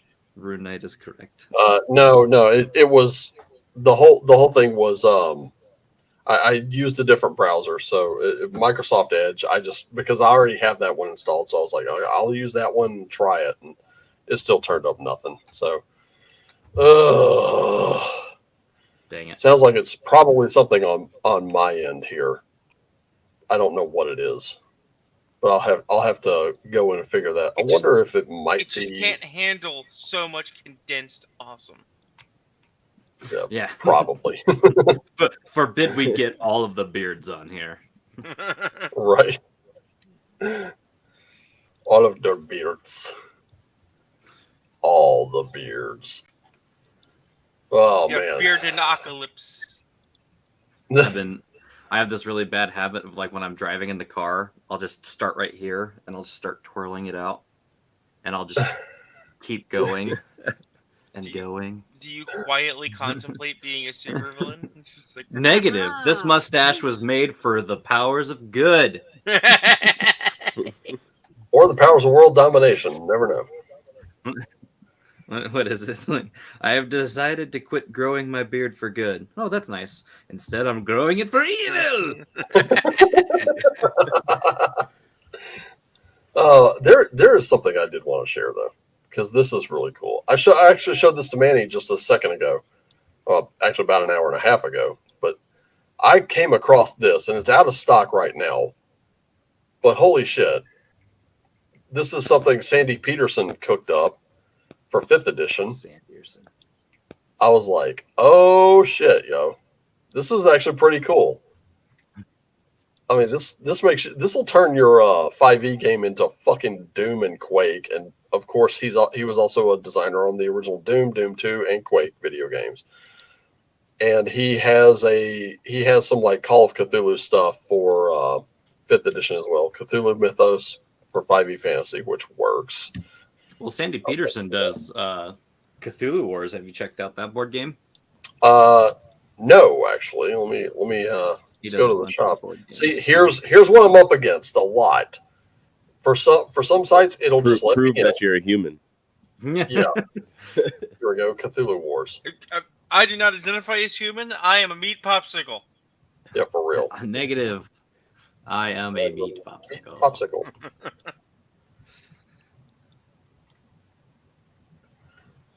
And then that one dude, smoke you. Wrong answer. Holy crap. Jesus, Yeah, that's so like it's $200. it's a big game. It is a big game with big miniatures. I wish he had more on the page to show it off. But yeah, you pick one of the great old ones like Yogg or Azathoth and so on and so forth. And it's like you vying for power across. Like imagine Risk, but you play as one of the great old ones instead of. Oh shit! That's actually a dope concept. Call of Cthulhu Risk. Yeah. So you're building up your cultist base and getting sacrifices and such. I actually have that in board game format if you're a Warhammer fan. Have you guys ever heard of Chaos in the Old World? It is Risk, but you play one of the 4 Chaos gods. Oh, fun. Oh. And you're competing against the other 4 Chaos gods to meet your victory conditions. All right. Manny. Yo. You remember John? Yeah. Okay. John, whenever we work together, I always really look forward to working with him as our shift lead because this dude constantly had stories. Like he brought a lot of tabletop stories in. I really wish I could have him on, like with us right now, because I don't think he did any like tabletop RPGs per se. He did Risk, a lot of Risk. And he did like Game of Thrones Risk. He did some like he played all these variants of Risk and told me like if he won a game, how he did it. If he lost a game, how bad it went. And how one of his moves like cost him an entire game. And I'm just sitting there like some of those stories I'm like, oh, that's pretty brilliant. Or I'd hear those failure stories going, yeah, don't know if I'd have done that. In the moment, I'm sure that seemed like a good idea. I have some stories like that with tabletop war games like War Machine and stuff. Like I had this one story where me and my buddy were doing a final hurrah for Mark II War Machine. And so we played like a really big battle with 3 casters. I think it was like 150 points. So I had all of my trolls out on the field. And there was a point where he had a bunch of big stompy steamjacks up on a mountain, just launching like rocket salvos at my trolls. And I had one of my trolls basically like grab his buddy dire troll by the ankles and Mario swing him on top of the mountain. And so he like crashes into the side of this one steamjack, gets up and just starts fucking taking this giant tree and smashing the other one to pieces. And I totally crushed his western flank, but then my eastern and my central forces fell. That's a maneuver called I'll beat a motherfucker with another motherfucker. Yeah. I mean, I told you guys about Slap, right? Slap. Okay, so I'm not anti-War Machine or anything, but I'm just not into it. Mm-hmm. But I had a friend who was like, "Come on, Joe, we can play the role-playing game." I'm like, I don't know. Yeah. This role-playing game system's really kind of weird. He's like, "No, it's really fun once you get through the starting bump of character gen." I'm like, "Okay." Now, my friend David and I, and our friend Josh, who's haven't seen in a while, we're great guys. We're fun guys. We're engaged. We will give a game a serious shake, but we are also shitlords who enjoy a joke, right? Okay. So we're looking through the stuff, and we were given both the core rules and the expanded rules for like savages and barbarians and stuff. So my friend David, he makes a gator person who's a voodooist, basically, right? He's doing the hoodoo. He's got the top hat. And I'm like, oh, okay. I will also make a gator man. I'll make a gator barbarian. and we're like, you know what? They could be like brothers. They could be from the same clutch. It's like, okay. So our friend Josh makes a boar man riding a little jack, right? Nice. Okay. And we're like, wait a minute. Josh, you're the smart one? Yeah. You're a pig man? Yeah. You're the boss hog? So instantly, he's boss hog. The Jack is the General Lee, and David and I are playing the Duke boys, right? But here's the thing, though. Of the two Duke boys, David's still the smart one because I'm playing Slap, and it's like, okay, Joe, tell me about Slap. What's Slap like? I'm like, Slap is a gator, and he's the kind of gator that, like, when he blinks, his eyes don't quite blink at the same time, right? He just stands there with his mouth open, waiting for the bird to come in, right? And it's like, what is Slap's thing? It's like Constitution. Wait, what? Is he strong? It's like, well, yeah, he's a barbarian. It's like, but like, what's his thing? It's like Constitution, because the thing is, like, Slap could just take a beating and keep on ticking, right? But if you ask Slap for anything intelligent, it's like, no, there's no thought above the neck. It's empty. It's a gaping hole. So speaking of which, and Manny, I don't know if I ever showed you this picture, but I have a picture somewhere in my photo roll here on my phone. So check this out. This is real life I'm talking about. There's a guy here in town, and if I'm leaving for work early in the morning, I will see this. And the first time I saw it, I was literally walking to work, and I saw this orange. I think it's like a Subaru, and I was like, that's interesting. Never saw one in that color. I walk up on it, and whatever your political alignment is, it doesn't matter. This car, I saw the top of it. It had the Confederate battle flag on the top, had General Lee written down the side of the top. And I looked, I'm not kidding you. I guarantee it. I stand by it. In the driver's seat is the biggest black guy I've ever seen in my life. And I looked at the door. The door had the 01 on it. And I'm like, what the fuck? And he drove off because the light turned green. So I only caught this like momentary glimpse of it. Fast forward to much later. I'm walking to work again. And I'm like, I know it's early. I'm going to see this car. So I'm looking for it because it's already happened 2 or 3 times. I'm like, and every time I see it, there's like more detail I'm catching. I'm not shitting you. This thing was in the parking lot of the Wawa.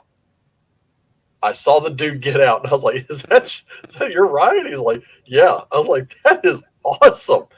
I was like, you mind if I get a picture of it? He's like, no, go ahead. I was like, all right, cool. So while he's in Wawa, I am like moving around the car, trying to get the best shot of it I can. I don't want to sit there and take multiple snaps, but I got a good angle at it, and I'm looking around. I'm just looking around at it. I'm like, oh my God, this is like amazing. And on the hood, in the Dukes of Hazzard font, it read, "Let's go, Brandon."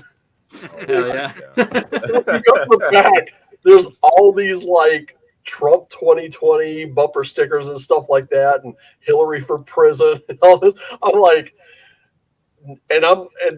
I caught another glimpse of him when I went in to grab my breakfast before work, and I was like, yeah, nobody's messing with this dude. And then he left just a little bit before I did, but on my way out, apparently he waited in the parking lot for me, and he stuck his head out the window. Hey man, I turned around and he hit the horn, and I swear to you, it was the first 7 notes of Dixie came out of his horn. Oh my God. I was like, this made my day. I had to show our manager at work. I was like, you are never going to believe this. Anytime I open a story with that, I'm coming with proof. And I was like, I saw it again, because I'd already told him and another guy about it. I was like, I saw it again. And they're like, did you get a picture? I was like, yes, I did. And I showed it off, and they're like, what the hell?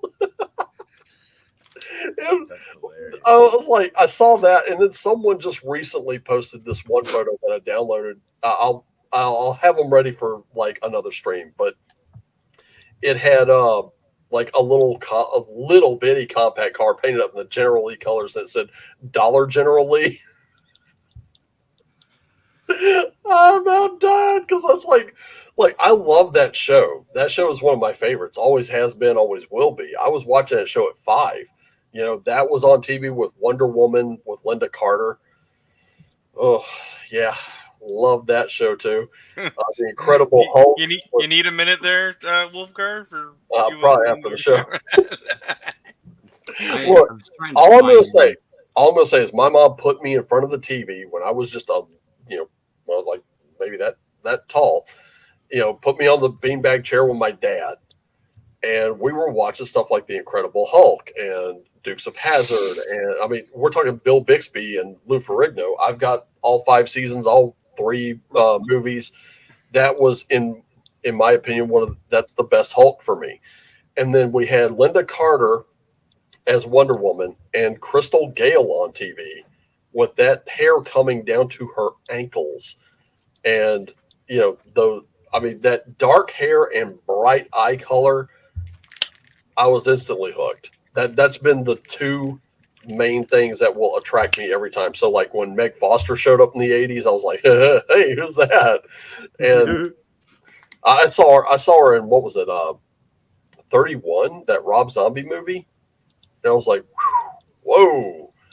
Either that was some great makeup to really age her. She really didn't age well. I'm not sure which, but whoa. I mean, I would argue probably the makeup, because remember they got Malcolm McDowell in that too, and he also looks freaking ancient, but it's clearly by design. Yeah, it has to be, because I mean Meg Foster was always like, she was gorgeous. Jodie Lynn O'Keefe was another actress in more recent times. I'm thinking like in the 2000s, 20 teens. Yeah, those you get those 2 that hair and eye color in front of me. I'll go from this to, hi, I like tater tots. I become an idiot like that. But yeah, that's I kind of like I said, I blame my mom for a lot of this shit, because a lot of the shit that's wrong with me, because that's what I got sat down in front of. And yeah, kids, too much TV will rot your fucking brain. Someone's got to kill the babysitter. Is that a reference to Adventure in Babysitting or something else? No, Cable Guy. Cable guy. Cable Guy. Hey, am I really your buddy? Oh god, Jim Carrey was awesome, and that was like one of the darkest comedies I've ever seen in my life. Welcome to the information superhighway. You can shop online and play Mortal Kombat with your friends in Vietnam. Yeah, those were just the iconic TV series when I was a kid. You know, that's what I grew up on, and I showed a relative, because we were talking about old comic book movies. You know, I was like, Dolph Lundgren played the original Punisher, and they're like, what? Oh yeah, Dolph Lundgren played the original Punisher on screen. Captain America, his mask was a motorcycle helmet, and his shield was plastic, like where it was supposed to be white. You could see through that thing. And the original Spider-Man, I cannot remember the actor's name to save my life now, but I thought that was cool. The Fantastic Four movies, speaking of which, Manny, did you ever get a chance to watch that? Yes, I did. Oh, I'm so sorry. Is your life forever changed? Yeah, it's changed all right. That's well, it is all right. Oh, man. Give us your thoughts, man. Give us your thoughts. What's going through your mind right now? Yeah, I did. It was rough. I'm not gonna lie. It was very rough. But I'm a bad movie fan, so I quite enjoyed sitting through. We can barely hear you, man. You kind of cut out. Sorry. I suspect he's regretting the life decision of being your friend. No. But it's definitely interesting to see where it all started. I will not watch it again. That's No one likes to watch it. Yeah, once was more than enough for me. Yeah. But yeah. Thanks, guys. And of course, David Hasselhoff originally played Nick Fury, which we've shown that off a couple weeks ago. I actually showed that and the original Captain America pics to a relative of mine. Actually, I showed David Hasselhoff first, and she went, "That's crazy." I was like, "No, this is crazy." Then I showed her the Captain America pics. I was like, "That is the original stuff right there." And I've got those movies like of the Punisher and those old Captain America movies, including the one where Salinger wore the rubber Captain America suit, and Red Skull was Red Skull until he was just a scarred-faced Italian guy again, and all that good stuff. And I was like, okay, I still enjoyed those movies, but God, they were horrible. And I think it was Marvel just trying like crazy to get an influx of money in the 90s that they were sorely lacking, because they nearly went out of business.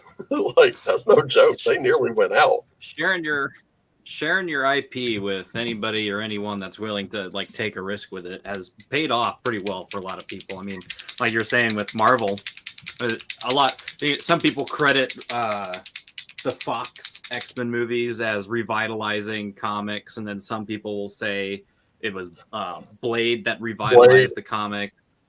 Yep. And stuff like that. And you look at Games Workshop with 40K. I mean, they pretty much hoard out their IP to everybody. I mean, even Warcraft was originally supposed to be a Warhammer Fantasy Battle game and not just its own thing until some stuff fell through on it. And now, you run across all of these little independent app makers making card games and real-time strategy games for Warhammer 40K. You've got the Dawn of War series, and all of the people that were making animations on YouTube. Who just got screwed over by Games Workshop because Games Workshop hates money.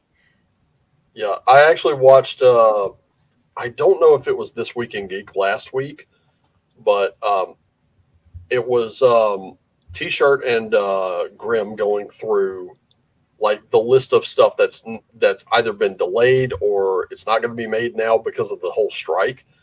Mm-hmm. And there were some items that they were like, oh, that hurts, but most of it, I was just like, nothing was lost. Nothing of value was lost, guys.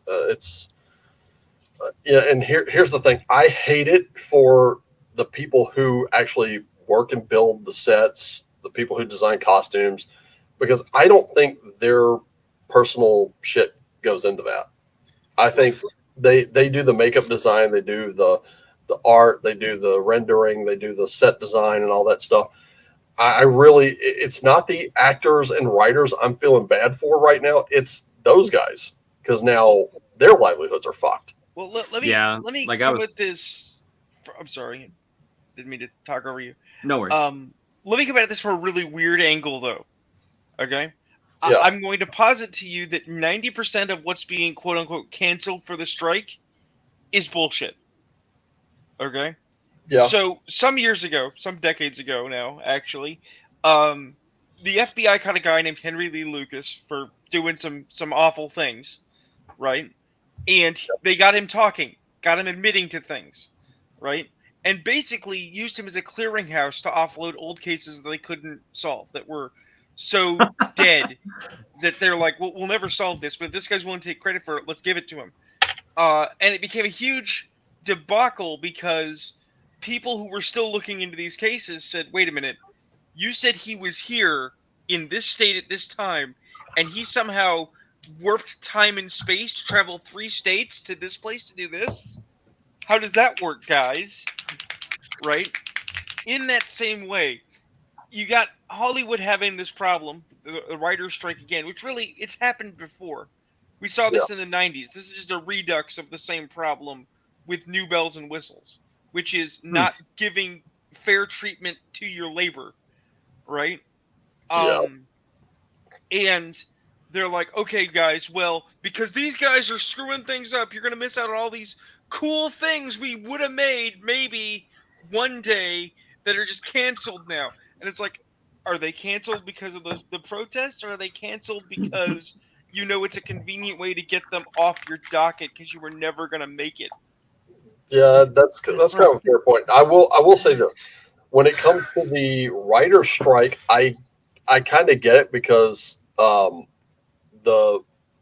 think the Writers Guild wanted to move to AI, and they No, wanted to have it's one writer in the room.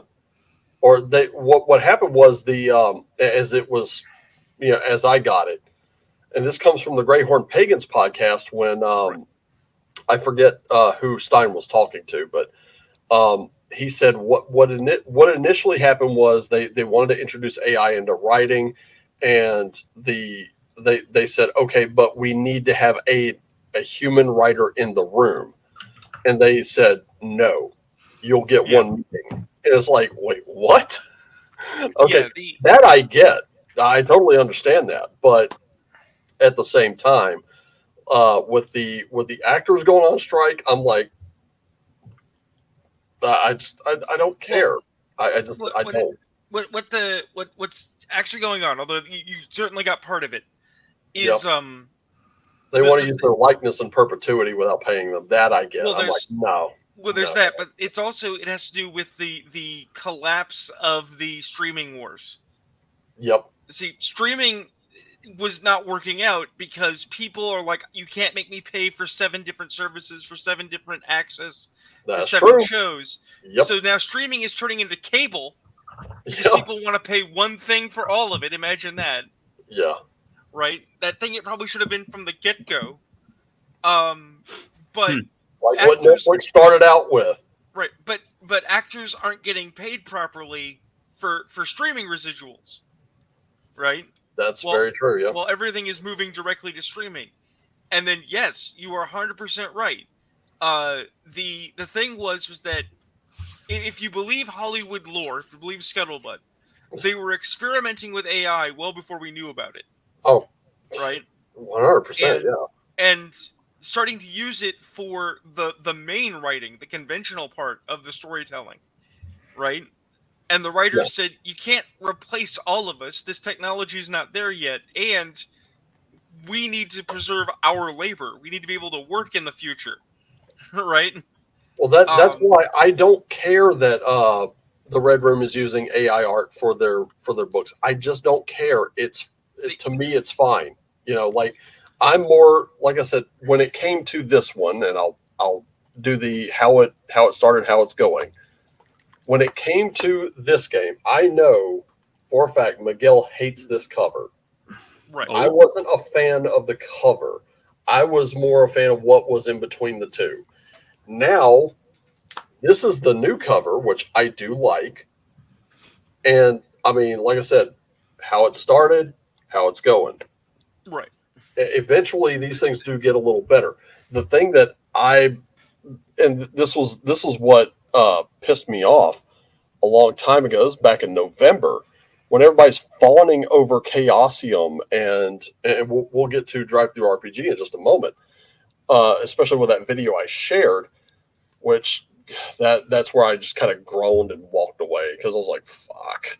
But the whole point of sharing that video from Discourse Minis was that Drive Through RPG wants to take these draconian and unenforceable and abusable measures against AI in the writing and the art and blah, blah, blah. Number one, you can't prove it. If you're going to make that accusation, you can't fucking prove it. They're saying, oh, well, if you just list it, it's fine. Okay, let's consider the problem with the Red Room, that they literally abused their own policy. They allowed others to abuse it. And now Chaosium and all these other companies, oh, we will never release anything that isn't made by human hands. Okay, well, now what? Now you've got more brigading that's going to be happening. All it takes is an accusation for the thing to be pulled down, and then you have to prove your innocence, and there's no transparency, so you have no idea what the hell they're pulling it down for, other than some nebulous ass term. And then it's this whole thing. If you just look back to November, when that's what they were doing, when all these people were fawning over these fucking companies that have budgets that are still using fucking Kickstarter. What the that's another tangent I could go on, and I will. But when you have these companies that have the budgets to do this shit themselves, then what they're going to do is they're going to use this, they're going to leverage it to eliminate their competition. Oh, it's right there. You used AI art, you're off the platform. Oh, you got to go back and pay, hundreds, perhaps even thousands of dollars to get actual artists in there. You're off the platform. Oh, you claim you did it yourself, well, you're going to have to prove it or you're off the platform. That is exactly what's going to happen. I don't have any proof, but I'd be willing to bet that there are companies right now, and what they did was they pressured DriveThruRPG to put these rules in place. They pressured Roll20 Inc., which is what it is now. It's not One Bookshelf anymore.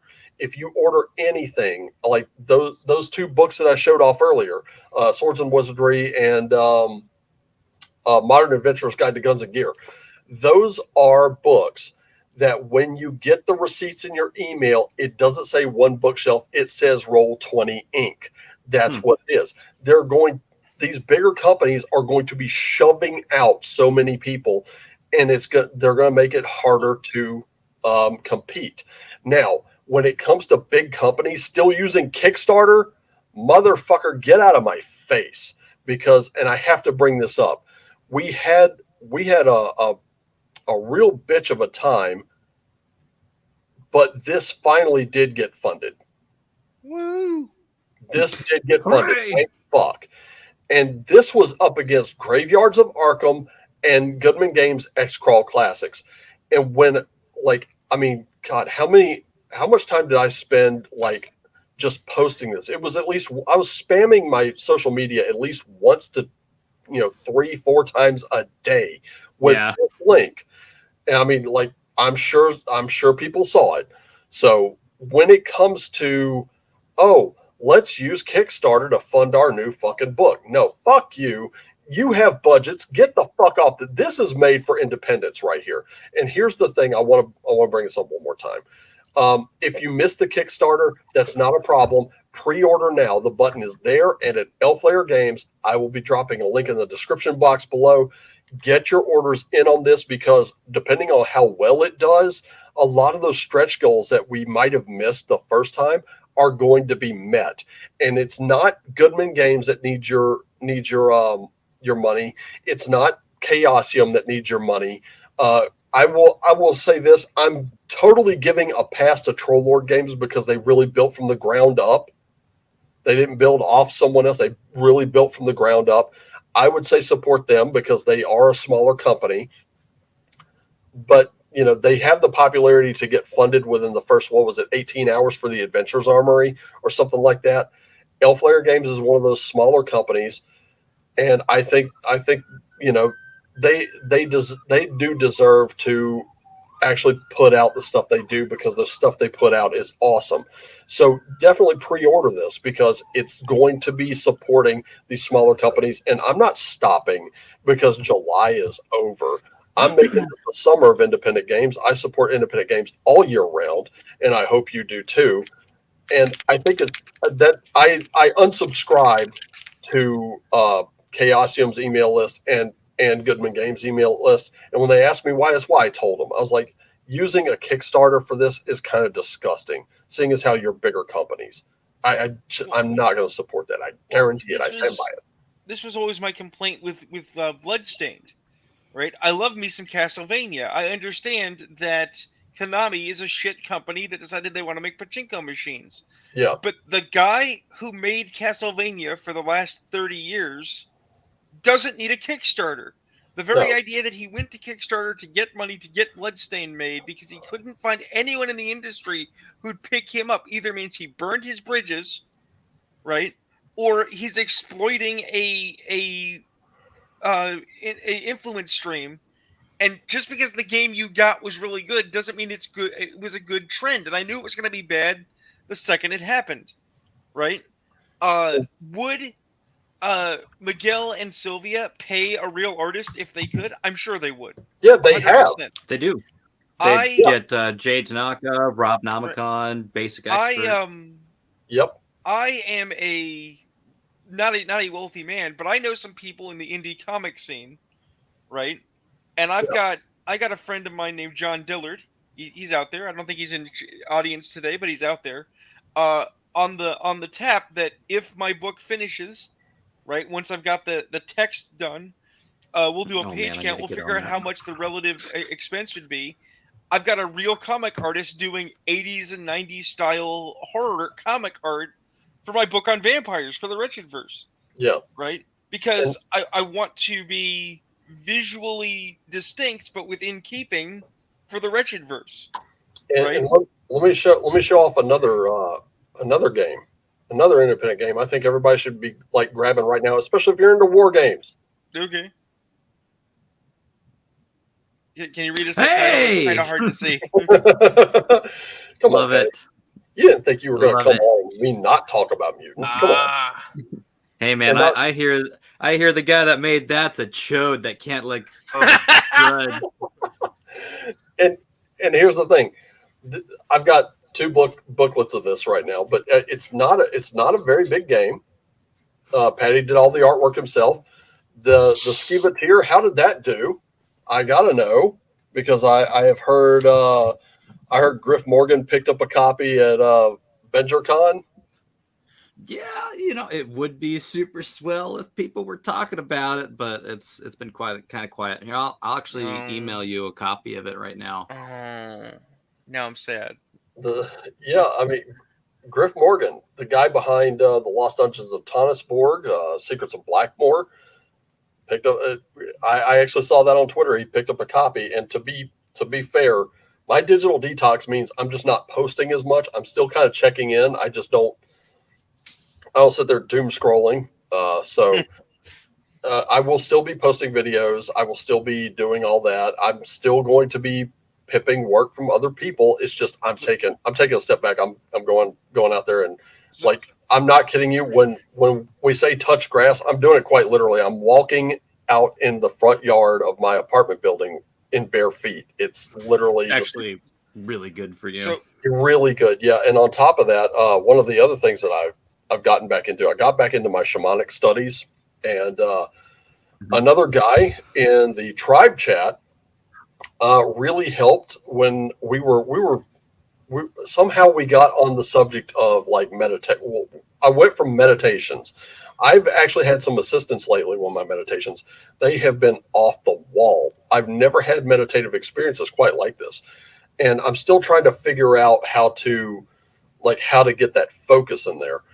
And one of the things that he shared with me was he was telling me like there was a plant I could grow, but it would need like a UV lamp and all that. And I was like, I don't have the room. But he was like, okay, forget that. He goes, just grow some kitchen herbs. Like pick a couple, put them in pots, do whatever you can, because that, nurturing those will actually help. And I went to the hardware store and just on a whim, I picked up some dill and chives. I put them in a pot with some potting soil. I've got them in my kitchen window. I'm doing what he's asking me to do, which is talk to them. I'm there and I'm like, hey, you two are looking good. I've even given them names, Dylan and Charlie. And I'm like, hey, Dylan, what's going on? Charlie, what's happening? How y'all doing? All right, let's get you some water.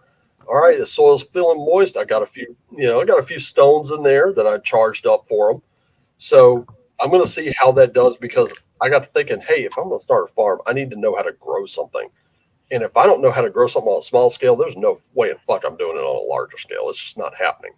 So, like, just being able to get out and do the Havamal series from the park. Oh, that was so much fun. I have to ask, just because I'm a shit lord. Yeah. Is doom scrolling where you scroll on the internet until you die, or is that where you scroll while pretending that you're Dr. Doom, ruling from Latveria and judging others for being insufficient? Totally the latter. Yeah. Yeah, that's it's like legitimately, it's a lot closer to the latter because you're more or less you're just judging everybody that you see come across your screen, and you're Everyone. like, we're fucking doomed. We're fucked. It's all gone to hell. You We've dare gone to to, defy there's no doom. going back. But Raven, what's your email? For some reason, I know like wouldn't ask you to just straight up say it here, but I'll straight up say it. I mean, It's Raven Wolfgar at pm.me. I'm wondering I'm why sad it's now. not Raven Wolfgar at pm.me. I'm sad it's not like literally you send a raven and it will fly to someone's location in 2.3 days. And probably be faster. Let's be honest. No shit. I actually read about this. It's a really weird historical fact, but oddball historical fact time. That actually happened where they were testing a connection. So they took a what was it, 4 gigabyte memory card, and they filled it with 4 gigabytes of they just filled it with data, and then they tested a connection. This is very early on to see if that connection could carry 4 gigs of data faster than the carrier Raven, and the carrier Raven beat it. I was like, Wow. damn, that's an L for your company right there. I don't know that I'd have told that. Look, I those would are have taken smart that birds, information man. to the grave. They are smart birds. And here's the thing. It's I can't remember whether it was ravens or crows, but they have this weird thing where they hold grudges and they remember faces. So if you pissed one off for any reason, they are coming for you, and they will keep harassing you. They don't fuck around. Well, I think I've mentioned it either on this show or just in general, but I tell people that they know how to get food, and people are like, well, yeah, they're animals. Like, no, they're urbanized. And people are like, what do you mean they're urbanized? Ravens, and I believe crows as well, and corvids, right? Yeah. Will gather together over crosswalks, right? And they'll throw hard-to-eat food like nuts on the ground in the crosswalk, because they figured out that cars will run it over and crush it, right? And then when the people are walking across the crosswalk and they know the cars will not go down there, that's when they'll fly down and start grabbing the food. They know, man. Very intelligent birds. Also, we now everyone is maskified. Yay. Yeah, I was like, This is I was sitting there looking at this mask just sitting over there. I was like, why did I pick the cowboy hat? That's like This is- expected. this One's is now- expecting this. This is now cultist stream. After the stream, there will be a gathering. We will not tell you our hidden rituals. You must not know our ways. RuneNet, I'm having problems with my emails. I usually would be able to type in the first. Are you trying to letters get me of or the email. Wolfgar? Well, I sent one to Raven, and I was going to send one to you and Manny. I don't have. Of course, I don't have Manny's email. Nice to meet you, Manny. By the way. I will send you my secrets. But yeah, normally, you could just type in the first couple letters, and it'll just bring down all the emails that you've had sent to There and you go. from. There you go. And it's failing me entirely right now. The technology knows. Yeah. The technology is not to be trusted. The ones and zeros flying invisibly through the internet that channel your fate. They must be fought. They must be defeated. They go to hell. They go to hell and they die. Someone's got to kill the baby shitter. That's what it really comes down to. One of my favorite bits, and this was something I wanted to bring up. I actually did this. Like, Raven, what? Your screen is stuck, or it was stuck Yeah, on you. it Looking was, like a crazy person. That was amazing. Yeah, it was stuck because the whole screen just went down for a minute. It just went black. So, but now it's back. So anyway, I know. One of the things I really wanted to do this for Wasted Lands, but I was like, I'm not sure how that would come across. And Manny has seen this. Manny has seen my Brother Clem moments. Yes, I have. Brother Clem. Wow. Brother Clem. Yeah, Brother Clem. Brother Clem is a character I came up with. He's this hellfire and brimstone type preacher. And I kind of modeled him after the Pentecostal preachers I used to see, some of the apostolics I used to see, and Jim Cornette. So there's a profuse amount of language associated with Brother Clem. So just to give you an example, we were talking about this whole quiet quitting thing that's been going around. Mm-hmm. And the way it goes is like, as I understand it so far, and people feel free to correct me here if I'm wrong, but it's like crows in Australia learn how to kill cane toads by avoiding their poison sacs. Yep, told you, intelligent fucking animals, man. And crows and ravens, same family. There's very little difference, and that's why people can't tell them apart. But what was used in the movie, the crow, was actually a raven. It wasn't a crow, and those birds are not they're not nocturnal beings. They're actually you'll see them more during the day than you will at night.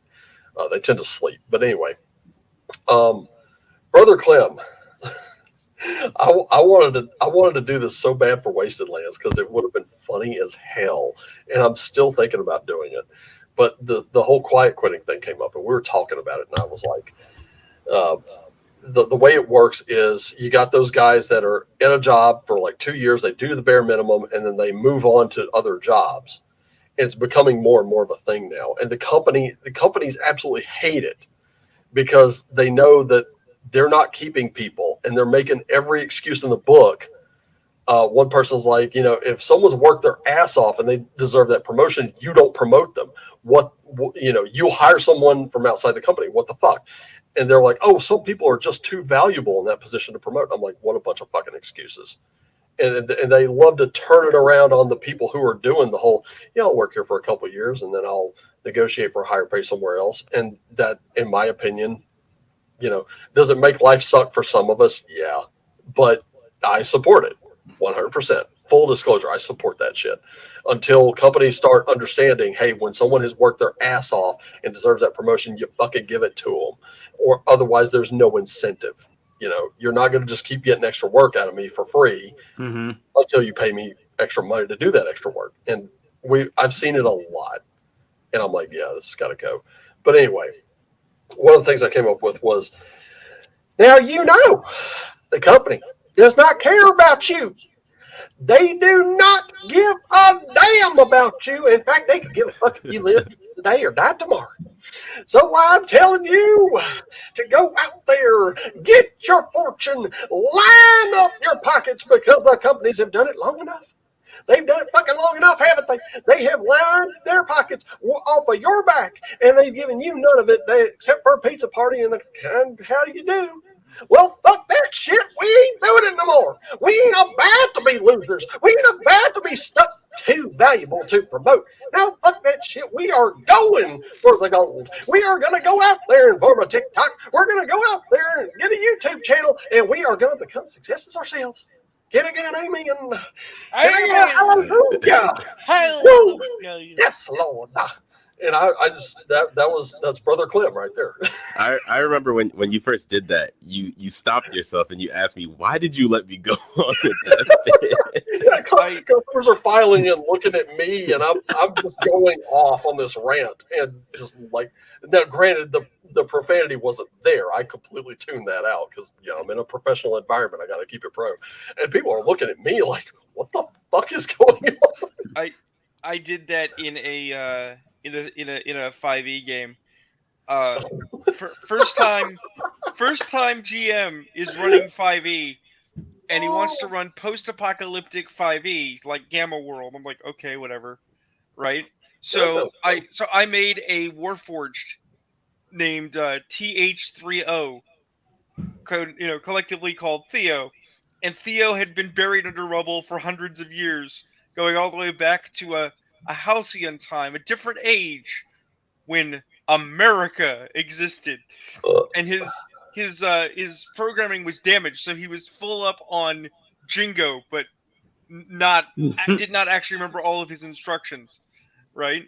So he was here to help save America, and he was going to bring America to the savages. And it's illegal to be a mutant because in America we're all good, Christian, and pure strain human. It's like, we are pure bloods. Right. And mutants, they are altered They are altered in ways you've never seen before. Have you seen them? Some of them have 3 heads. That ain't natural.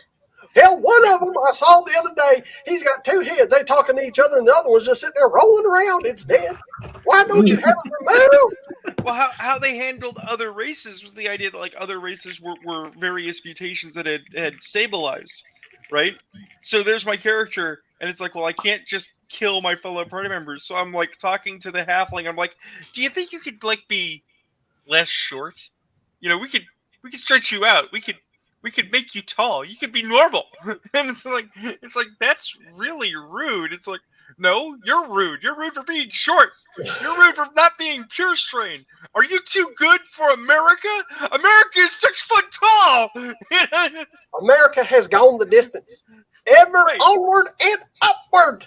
What are you doing staying so low? You're a low Right. human being. Exactly. Don't even count as a human being. Well, the best part was the GM made an error. The GM implied that a group of survivors were marauders, Oh no. right? And we're level Oh. like 5 now, and I have the ability to summon a conveyance, right? Oh, I already see where this is going. So I said, I'm summoning the conveyance. It's like, well, what is it? I'm like, it's a tour bus. It's an America tour bus. It's Oh, got a no. flag on the side. It's got the eagle on the front. It's a big tour bus we can all fit in. It's like, okay. It's like, what are you doing? I am speeding up. What? I am driving towards the Marauders. What? My little eyes go from a happy blue to a dire red. I look like the Terminator. And it's like, what are you doing? And it's like, we just drove directly into a settlement, just smashed through the wall, ran people over. I get out, and I pull out my lead pipe, and I've explained how my lead pipe has caps on both ends and is actually full of liquid mercury, so it's actually super heavy when you swing it. And I just start smashing people like brutal in the street, and I'm like, stop resisting. They're like, I'm- what are you doing? I'm sitting here and I'm going, holy shit, you just proved Venger right. What do you mean?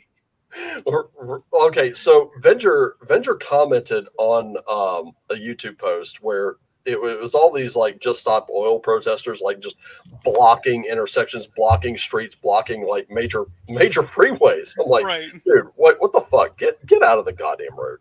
You know, you want to stand on the sidewalk and picket, that's fine. You want to march up and down the square, the thing close off, that's fine. I totally understand that. You know, and I support that. That's fine. Yeah. But if you're going to stand there and block people from getting to the hospital, getting to work, getting on with their lives, you know, and Venger said something to the effect of, you know, one of these days somebody's going to get tired of it, and these people are going to get run over, and they're going to get hurt. And he got suspended from Twitter. And I'm sitting here and I'm listening to the story, and I'm like, that's where it happened. the fuck around, find out. Spectrum. The more they fucked around, the more they found out. Mm-hmm. You know, it was right there the whole time. One of the things that I always find very I funny, wish Venger were here because that's like a win for him. I'd love to have Venger on the show. But one of the things I always find funny, if we want to put on our serious hats for a minute, is people don't know how to protest. And they're like, what? Like, I just gather. I have a right to gather. And then I just protest. It's like, well, you do have a right to gather. Yeah. You do have a right to protest. But in matter of point, if you're going to have a protest, you at some point, someone has to go to the government and say, I'm going to have a protest at this time in this place. You know, you actually have to register it to be an actual protest. Well, There are rules for just gathering and protesting, but it also requires that you do not interfere with the basic conduct of business. true. Yeah. Right? And You're not actually allowed to stand in the road and protest in the road because it's everyone's road. Exactly. And one of the things, like this was back in the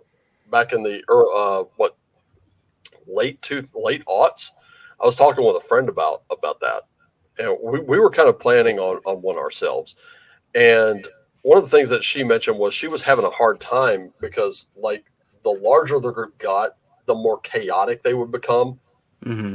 And she mentioned this, and I was like, yeah, that's kind of a problem. She's like, if we're protesting though, and we're visiting like the shops, and we're actually giving them business, they're more inclined to kind of stand with us. than if we just ran around trashing shit. And I was like, that I agree with. But constitutionally, the whole point of it is to petition government for a redress of grievances. That's the literal wording of it right there. We do have the right to peaceably assemble. We do have the right to, and this is where it doesn't take any kind of actual like, you don't have to go get permits, except when you're going to march. If you're going to march down a main thoroughfare, I say do it the right way. Yeah. But if you're going to petition, I see no point with posting up on the corner of a sidewalk and, like some of the things Mark Dice was doing when he was kind of trolling people. I have absolutely no problems with that, especially when you know where to either bring the petition or mail it in, whatever the case may be. I think that is perfectly acceptable. I don't think you need a permit for that. When you're going to go like doing the marches, like I think during, what year was it? I know Camden did it, and Camden, in my opinion, did it right. Even the police chief was out there with them, and he's marching with them at the front of all things. And they're moving down a street. I am pretty sure they got permits for that. Well, the thing that people seem to have misconstrued, right, is they watch old film, they see the civil rights protests, which were very effective, right? Yeah. And they see those people getting, blasted with water Fire or hoses, whatnot. yep. And that's all awful. But they seem to have failed to understand that it's like they were coordinated, they were organized, they were all dressed reasonably nicely, like average people, right? And they were exerting civil disobedience as peaceful protest. It's not 5 guys in a line hold up a road. That's not a civil disobedience protest. It's 300 people all sit down in the road, and now trying to move them is going to be an embarrassment because you have to manhandle people that aren't doing anything wrong out of the way. Yeah, that's where I get on this, and I'm like, I'm looking at a lot of the arguments around it, and I'm like, okay, if you're not a supporter of the First Amendment, okay, you understand what you're giving up in that first restriction on government. Once you do that, you're done.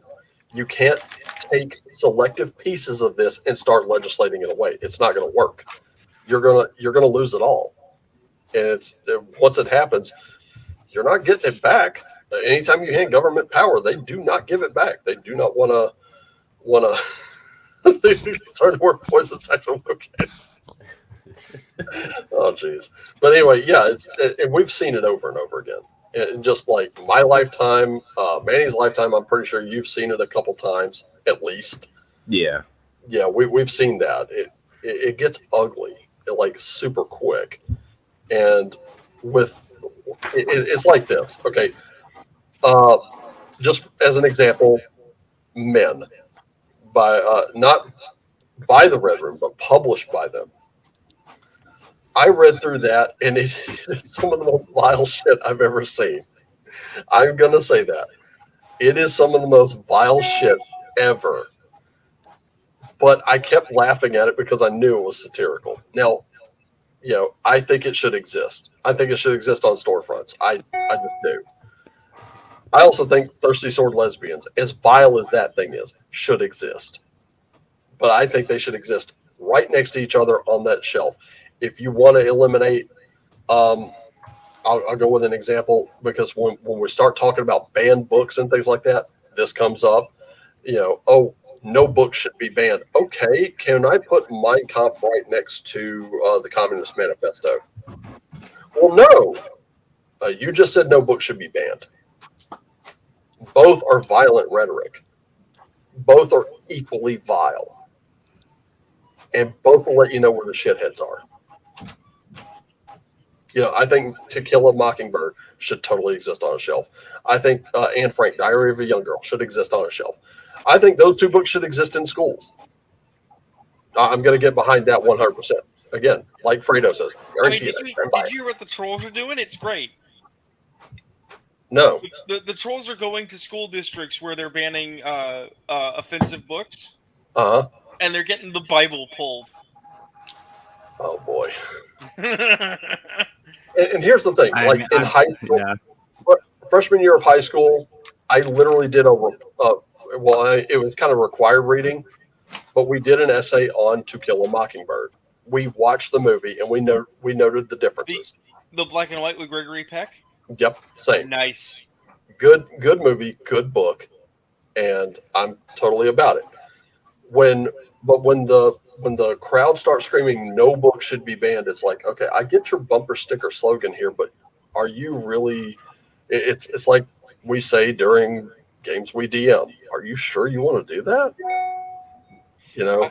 See, I don't ask. I say send it. I actually do. I actually do believe that all books, no matter how vile or unspeakable, have a right to exist. But I also believe that based on content, that doesn't mean they cannot be subdivided. So if you have a adult or a political section where you put the adult and or political stuff, and you want to put the Communist Manifesto, Mein Kampf, and the Turner Diaries right next to each other, more power to you. Don't put it in the kids section of the library, please. That's what I'm saying. You know, and here's the thing. To Kill a Mockingbird and Frank Diary of a Young Girl, I think should exist in junior high and high school shelves. They did when I was a kid. I'm good with it. But when you're giving like those books that detail, sex to kindergartners, no, absolutely, I do not get behind that. This is an example of the weirdness of how my school did not understand me. You know the ancient, the one that everyone knows, how you're like reading a comic book while you're supposed to be reading your textbook? Yeah. Right? I didn't do that. I had never done that. Yeah, I read mine openly. But when I was in high school, we were supposed to be reading this World War II era novel, and it was boring. It was boring as shit, right? So I was reading a book while reading a book, and it's like, what book was I reading? I was reading Clive Barker's First Book of Blood in my book about the World War II. It's like, people did not understand. They're like, why would you read a book while reading a book? It's like, because this book's better than that book. This book was more interesting to me. Yeah, I mean, I was reading horror novels. Actually, I read. I don't know if anybody has ever touched the Ashes series by William Johnstone. Doesn't sound familiar. I have no. I don't think I have. Okay, so this. Let me provide some context. This is about a character named Ben Raines. Ben Raines is he's in a post-apocalyptic America where the Soviets have taken over. So this is like Cold War era stuff. Red Dawn. Sort of, yeah, but not quite as neat of an ending. Right. Let's put it that way. It's very, very much like what happens if the scenario Red Dawn succeeded for the Soviets. Yeah. So now he's in a tri-state, and he has like sort of a resistance force that he's leading. And some of the things, like in hindsight, like I was reading this book in junior high, and I'm reading it, and some of the things in there were just absolutely horrid. Now that I reflect on it, because there were scenes in that book that if I read them today, I would just be like, it would turn my stomach. But that book, I was just carrying it around, openly reading it. No one really had a problem with it. And when I described it, that's how I described it. It was about this guy named Ben Raines who has a resistance force against Soviets who occupied America. And I didn't know it was a series. I just got this book from my grandpa, so I was like, I got to check this out. And like reading it now, there is some stuff in there that probably was not. In fact, I'll say was not age appropriate, not in the least. So now, would I support that book being on the shelf of a junior high library? Probably not. Just due to that, it was very sexual content. Let's put it that way, and it involved minors, and it was all the horrific acts were done by the villains. So, and there were also like moral quandaries for the good guys too. They had a spy in their group, and they had to kill her. And I was just like, oh damn, I was actually kind of liking that character. But I mean, what it does is it does not sugarcoat what a war would be like, you know. And it made me hate the villain so much that I was like, I hope to see Ben Reigns at least kill one of these dudes. And as my memory goes, he did. So I was like, yes, good on him. But books like that, I'm going to say this: these books are not being banned. The argument is, are these age appropriate for our school children? And the fact of the matter is, any school kid can walk into a public library and still look at those books. Mhm. They're not banned by any stretch. Any kid can go onto Amazon.com and order one of those books. Any kid can walk into a Barnes and Noble, which still has brick and mortar stores to this day, or order it from BarnesandNoble.com. They can still get these. I mean, look, this is what I got into when I was in high school, and I'll tell you this much: this stuff right here, I was openly reading this in high school, and I think at the time I was kind of into like baseball and a few other things, but Sports Illustrated, a friend of mine got a subscription. He would loan me a magazine occasionally. I'd be in school back when I gave a shit about sports. I'd be in there reading up on all my favorite baseball players, you know, maybe some wrestlers and stuff like that. If I took that, I made the mistake of taking the swimsuit issue one time and it got taken off. It was returned to me at the end of the day. This is the swimsuit edition. And about, I'll say 75% of the swimsuits were these one-piece, you know, swimsuits that covered quite a bit. Very few were the bikini type. And those were taken up. We didn't get to read those in school. So believe one thing. Purgatory #1. Yep, that one got taken up and returned to me at the end of the day. Red foil cover, wrap around. That one got taken up. And that was by Chaos Comics. That was like a spinoff of the Lady Death series, if I'm not mistaken. Yeah. I was heavy into that one. That and Evil Ernie. But see, my boggle is the following. Okay, I don't believe that anyone in the school administration system is equipped to decide what kids should read. Either way, I don't like enforced reading of what would seem to me to be age inappropriate materials, but I also don't like them taking books out of the hands of kids that they have actively chosen. And the reason I say that is because, to bring up an old chestnut, oh boy, you remember the combat wheelchair thing? Yeah. Right? When I was a kid in 5th grade, okay, I was reading Piers Anthony's Xanth series. And I was reading the second book of that series called The Source of Magic, which is a 336-page book. And they called my folks and asked, you know, there's something wrong with Joe. And they're like, what? He's like, he's reading books. It's like, what do you mean something's wrong with him? He's reading books? Like, we don't think he's actually reading them. We think he's just staring at them.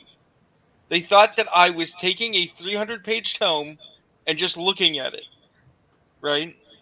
Because clearly no kid in 5th grade is reading full-scale adult-level novels. Preposterous. Right? So, and I tie that to the combat wheelchair thing, because it's like, well, no disabled person would ever not want to be disabled in their fantasy fiction getaway time. That's just nonsense, right? It's the same thing. It's the exact same thing. No child could handle this dire book of dire, horrible consequences. It's like, no, I totally have a good measure on reality and fantasy. I can handle the books of blood. And I was in high school. Please don't take my Clive Barker away.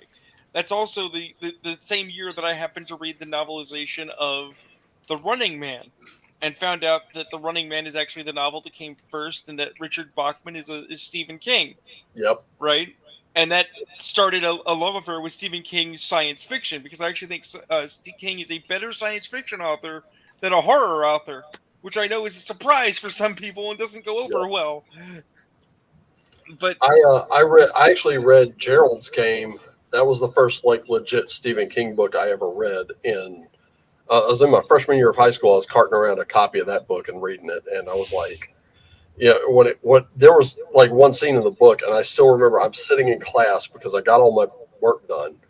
Right. Sitting in class, I'm reading that one scene, and I went, oh. Oops. And I marked the page, and I closed the book, and I put it away, and I was like, oh, ouch. That was not fun to read.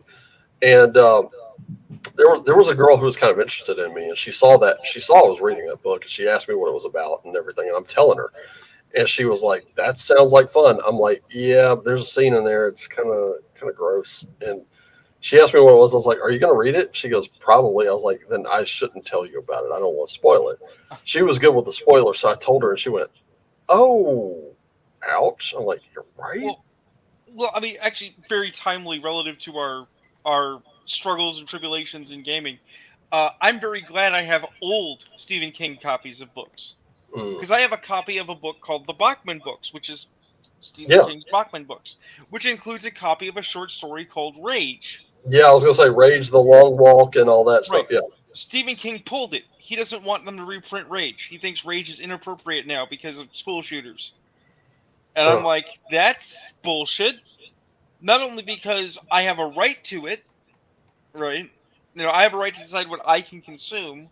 Yeah. But also, I think it's way more timely now than ever before, right? You've got all these horrible things going on, and people are very concerned about public violence. And I keep seeing on Twitter for our fiction, people, it's not catharsis. It's more tribal than that. It's more primitive than that. People are like, yeah, hurt that guy. It's like, have you considered what actual violence looks like on the inside? Because let me tell you, it's kind of awful. Maybe we shouldn't endorse it quite so strongly. Yeah. I mean, I'm not saying I don't enjoy a good bit of the hyper violent catharsis. I got into horror as a very young teen. Yeah. I got into that. But here's the thing: was I doing that in school? No, I was just discussing it in school. Yeah. At one point, I remember me and my siblings were banished from the living room because mom and dad were going to watch Faces of Death. I ended up in another room on another TV, and we're watching a documentary about horror films. And there's a scene in there where a lady is in the hollow of a tree, and she's reaching out, and the trees, like it kind of like, yeah, you don't catch it until it happens because they showed the scene out of context, but the tree's lower jaw comes up and just clips her arm right off. And I was like, "Whoa, what the fuck was that?" And then there was another scene from Evil Dead 2 where Bruce Campbell is breaking plates over his head while everything's like laughing at him. And I was like, "Dude, what the fuck is this?" I was like, "I have got to see these movies." I never did find the one with the tree in the arm, but I did find Evil Dead, and I was like, "Hey, I remember that." And my dad came in, like, Faces of Death was grossing my mom out. And my dad came in, saw what we were watching, and he pulls her in. He goes, "Look, what the kids are watching right now is like worse than what we were watching." And I'm like, "No." And mom ordered us to change it right away. It's like, God, Dad, you ratted us out. Damn it. So we had to change it. It was fine. We found something else that we liked. But I was like watching that going, what the fuck? I couldn't believe that was in movies. But even in my home, back when I was a kid, certain things were just age restricted. Like my mom balked at me watching, Jason Goes to Hell, The Final Friday, which is not a great movie, but it was fun. It was a fun watch. Oh, it drove my parents nuts. My parents didn't want me to see Evil Dead, the original one, because of the tree scene, and they felt that the evil vision, following the evil's perspective on the bike, was too vicarious, right? They understood that I knew bad guys and good guys, but they didn't know how they felt about the idea of me like perceiving things from the perspective of the bad guy and stalking people. Okay. So when I was older, I finally saw Evil Dead, and I was like, cool. And it was fun. I liked Evil Dead 2. I had seen Army of Darkness. It was all great. Well, we had cable at the time, and we had Cinemax. And of course, everyone loves their Skinemax. And, But before that, before the late hour adult time on Cinemax, they would have horror movies, right? So I started watching Friday the 13th and Nightmare on Elm Street and Halloween, and my parents were like, Joe, are you sure? And I was like, you let me watch Evil Dead. I'm 15. I want to watch these. And they were like, well, he does know reality from fantasy, and he is choosing it directly. Okay, as long as you're okay with it. And I watched like 3 or 4 of the Friday the 13th films back to back, and went, wow, these are comic books. And my parents went, what? And I was like, yeah, these are comic books. Jason's the main character. All the other characters are there for the issue. The individual movie's an issue, and they're sequential books. And my parents were like, that's, yeah. Because I had read Tales from the Crypt, Yeah, I had one Tales from the Crypt comic book when I was a kid, and I'm talking when I was a kid. This is just well before I turned, well before I even hit 13. I had this Tales from the Crypt comic book, and I had it for a very, very long time. And after it got old and tattered, and my mom threw it away, I ended up getting another copy of it, which now my buddy down south actually has it. He's actually holding on to my comic collection's down south with a friend. So, but anyway, it was really cool because I got it was me and another cousin of mine. He bought a different comic book than I did. I got this comic book and I was like, oh my goodness, this is going to be so good. And I was initially confused when I saw the look of the Crypt Keeper in the TV show. And I was like, what? It doesn't look like that. But when I started like watching the HBO series as a teenager, I started recognizing some of those stories because they came straight out of my comic book. Like Mute Witness to Murder was one that I was like, what is going on here? I don't quite understand it. There were other stories they didn't take from there, and I really wish they had. It was really cool. But there was a story called You're Next, and that was a guy, he would go into a barber shop. He'd be like, hey Tony, how long is the wait? And he would give him a time. He's like, oh, okay. And he's like, I'll come back later. So he'll come back, he'll get his hair cut and everything, and everything's good. Well, one day the wait was quite a bit long, and he was like, okay, I'll just come back. He goes back to find the barbershop closed. And he's like, oh, damn. Okay, well, can't go in there today. He goes back home for just a few minutes to pick something up so he can go back to work, and his wife is in bed with the barber. Oh no, it was never mind. The guy coming in was asking how long the wait was. Okay, I'm getting it right in my head now. Sorry. But the barber would tell him, how long the wait was, and the guy would disappear and come back. And it was the barber who closed up shop because he was waiting on this guy to come back. He went home, I guess, to pick up a quick bite to eat for lunch, and found out that guy is in bed with his wife. And it just destroys him.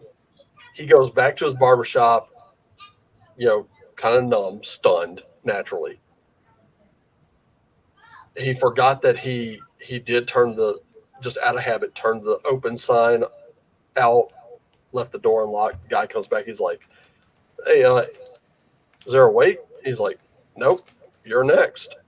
And the guy got in the barber's chair and he took a straight razor and like cut that dude's throat. I was like, oh, shit. Universe, companies of note, why haven't you made a Tales from the Crypt role-playing game? There should be a short, bite-sized horror one-shots with a bookended structure of the GM is your Crypt Keeper, introducing and closing the game. Well, I guess I gotta tell you guys that Mrs. Parlor's creeping behind me. This is a good segue for me to talk about the Skeeveteer, because guess what's in the Skeeveteer? Hi, Mrs. That's Parlor. Mrs. Parlor. Raven says hi. Hi. Hi, Mrs. Parlor. No, not next Wednesday. It'll be the Wednesday after that. She'll be on with me. But I worked with Miguel and Sylvia on writing this adventure called The Stalker in the Dark, and Oh, I was trying to make the title page kind of look like one of those creep show covers. Yes. Oh, very Nice. cool. I got you on solo right now. So you can really Oh. show it off. Yep, here it is. I mean, literally printing this while we were talking. So it's It's supposed to warming look up. like it's a news magazine from Chult, and then the Skeevers got a hold of it Nice. and just started writing all over it. So very fun. We've got a poem from Venger that I transcribed in my script. So put little Venger's face in there. Nice. He's talking as the Skeeveteer, and I've got the Red Room's credits and Lord Mateus, War God Wargaming, and Sonicus Maximus. I kind of like that your stylized Venger looks a bit like Count Dante or some other mystic martial artist from the back of a comic book who's going to teach me the dim mock. So we got Deathslinger that was written by Lord Mateus. It's a Nice. magic weapon that's pretty based in some stuff that we've seen before. It's really fun to not have to focus so much on the writing part and then just get the ideas posted to me and then be able to draw for them. Oh, cool. And then my brother Ray, he wrote a bunch of letters to me as his character that died in our first Chult adventure. But he ended up not dying. He ended up getting caught by Skeevers and turned into a slave. And he's very fixated on the gleaming cube. And then, yeah, like I said, we had Miguel and Sylvia helped me out with... they had wrote a book for me called From the Beyond, which is, of course, based on From Beyond. Yeah. And it was just too big to fit in this zine. Like, it really was its own adventure. So... Is that From Beyond, as in humans are such fascinating prey from beyond? No, from the Lovecraft From Beyond. Yeah, from Lovecraft's From Beyond. Okay, not the film. Yeah. I was referring to the film. Yeah. The Stuart Gordon film is still really awesome. Oh yeah. And then back on solo here. I wrote an article about taming beasts, and I took one of the rule ideas from old DD. So thank you to him. And then I wrote my own adventure, and then did all of the writing for it, and that's where this image was, Raven, that I showed off that one time that you really liked with the tree guy. Dreadwalker, yeah. Or Dread Willow looks like. So there's a little bit of everything in here. There's horror, there's magic items. Of course, there's a bunch of like Gonzo. There's a bunch of Gonzo humor that I had a lot of fun writing. There's a race called the Bognuggins. These little ugly bastards. Oh my They god! have to stay moisturized In the or blood they of their become victims. right? So there, and then there is a dungeon delve and the horror themes and all that fun stuff. Like there's one that I wrote called Sud Miser. Nice. See, this is why I hate the Moral Guardians. They ruin the fun for everyone else. They do. Yeah. I was just thinking about the Nuggins, and I'm like, it would be hilarious to have a situation where you're captured by them, and all they want to do is make you spit on them, right? And it's like, that's awful. But then I was like, I can't make that joke, because if I make that joke, someone's gonna get antsy, because they're gonna think it's a weirdness, and it's like, it's not weirdness, it's being silly. That's fun. These little spear-wielding monsters are like, spit on me! Spit on me! It's like, no, God, no. Well, that killer bee has seen its better days. It's seen its last days. Not the bees. Yeah, no, when it came to the Bognuggins, I can even read to you guys a little bit here. Oh God. Yeah, go ahead. All right, let me read it. This is gonna be wonderful. Story time with Uncle Patty. That's right. These musky short stacks are wet and humid climates, only one of which is currently known on Chult. Some of what's that? Oh, I'm breaking up. Yeah, you were breaking up. Some of the right companies contracted a small handful of bognuggins for some off-world projects with little success by manufacturing a humidity collar. They found quickly that the more promiscuously inclined race proliferated beyond their holding capabilities, and that the diseases they carry were numerous. Bognuggins are primary prey creatures for the large carnivores of the marshes. Many do not see old age if they see adulthood at all. Adapting to the bog, however, many bognuggins are resistant to poisons, diseases, though they do carry any and all diseases, and will often regrow lost limbs, a much-needed survival trait, as leaving such limbs is the only means of escape from beasts like the frogs or the crocagator. Of course, they would do a tad better off not goading each other into reckless danger. Bognuggins live to die, and every idea seems like a good idea, because the most daring of the bognuggins finds a plethora of mates and social power. Wow. So they're just out there like needlessly risking their lives. Yeah, and they're definitely the race that would like throw their baby to the ground and run away. They're the types that would be like, here, take my phone. We're going to do a TikTok video. Right. Hang from this building. I don't know. I just drew one of the females. Oh, let me blow that up. There we go. Totally gross. She's got more than 3 boobs. She got the one eye looking off to the side, so we're not really sure who she's talking to. in my head, I just, even though I know we have art, I just see like the Is from the Max. Gonna date myself with that ancient reference. Yep. I remember the comic book first, then the Right. MTV animated series next. Which was way too good for this world, and we will never see its like again. Now, what was way too good for this world? Since we're on the last 15 minutes, and I'd love to close up. What was way too good for this world was the animated series Spawn. Yep. Yes. HBO's animated series It was kind of awesome. batshit in season 2, but I'll take it because it was still great. Yeah, it was still great. I love the comic book, because in the comic book, Billy, the pedophile, Kincaid. Billy Kincaid, yeah.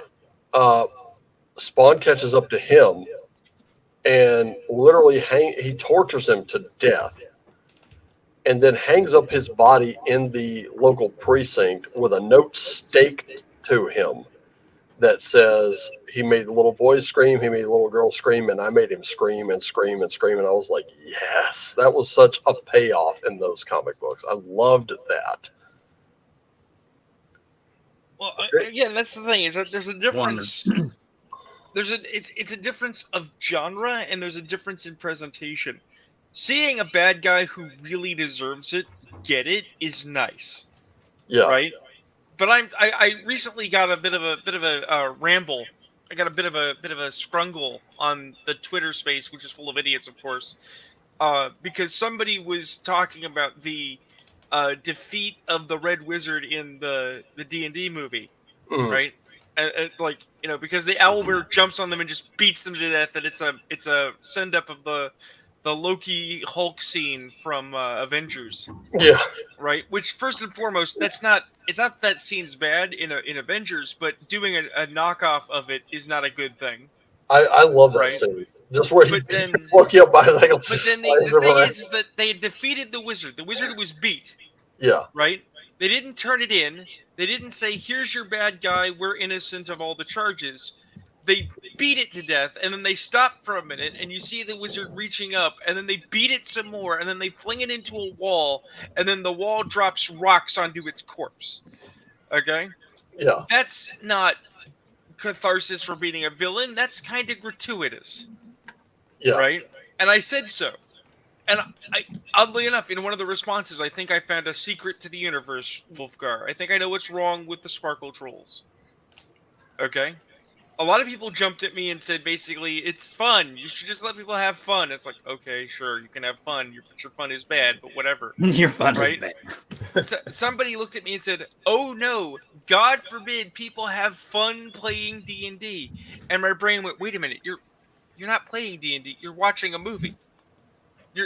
This is like that Rockwell painting of a pipe where it says this is a painting, because it's not a pipe. It's a painting of a pipe." Sí, What es do you no le mean? pa- What do you mean you're playing D&D? Right? And I think that's actually what's going on. I think that we've reached a point of saturation where people think that by observing other people playing D&D or observing D&D related materials, they think they're actually participating in tabletop role-playing games. Right? And here's the thing. Like, one of the things that I brought out, and I think everyone here has illustrated this point rather nicely. Manny and I have a love for this one YouTuber called Fredo on TV. Yes, sir. I still quote him at work to this day, and it's become an inside joke between me and Ryan. Like, we're always looking at each other, going, "Give me peace," because I showed him some of those videos where he's like, "Child, yeah, it looked real good. So why don't you go ahead and give me peace? Come on, man, give me peace. You gonna make me beg? Give me peace." I love that character, and I actually came across this the night before I did the reading. So Wednesday, I did the reading, and the point of it was, just kind of be careful who you're associating with, because the people that want to tear you down, if you associate with them, they're going to. The people that want to build you up, they're going to. So that's the careful line you gotta tread there. But every one of you watching right now, you're part of something much bigger, and everything you do matters right now. So make sure what you do is good. And this is the Saul card came up. That's why I said I really didn't want to talk about that other guy, unless he did something worth mentioning, which rarely he ever does. But and it's because I don't want to get into really lower forms of communication right now. But this is the song. I think Fredo in 2 minutes sums up my reading perfectly. And I wanted to share this because I really do want to end this on kind of a positive note and then kind of a funny note. So I'm going to share this because it's so good. And I think everybody's going to love it. I came across a short version of this. I want to play the full version because it's really awesome. So here we go. Get ready. We're playing now.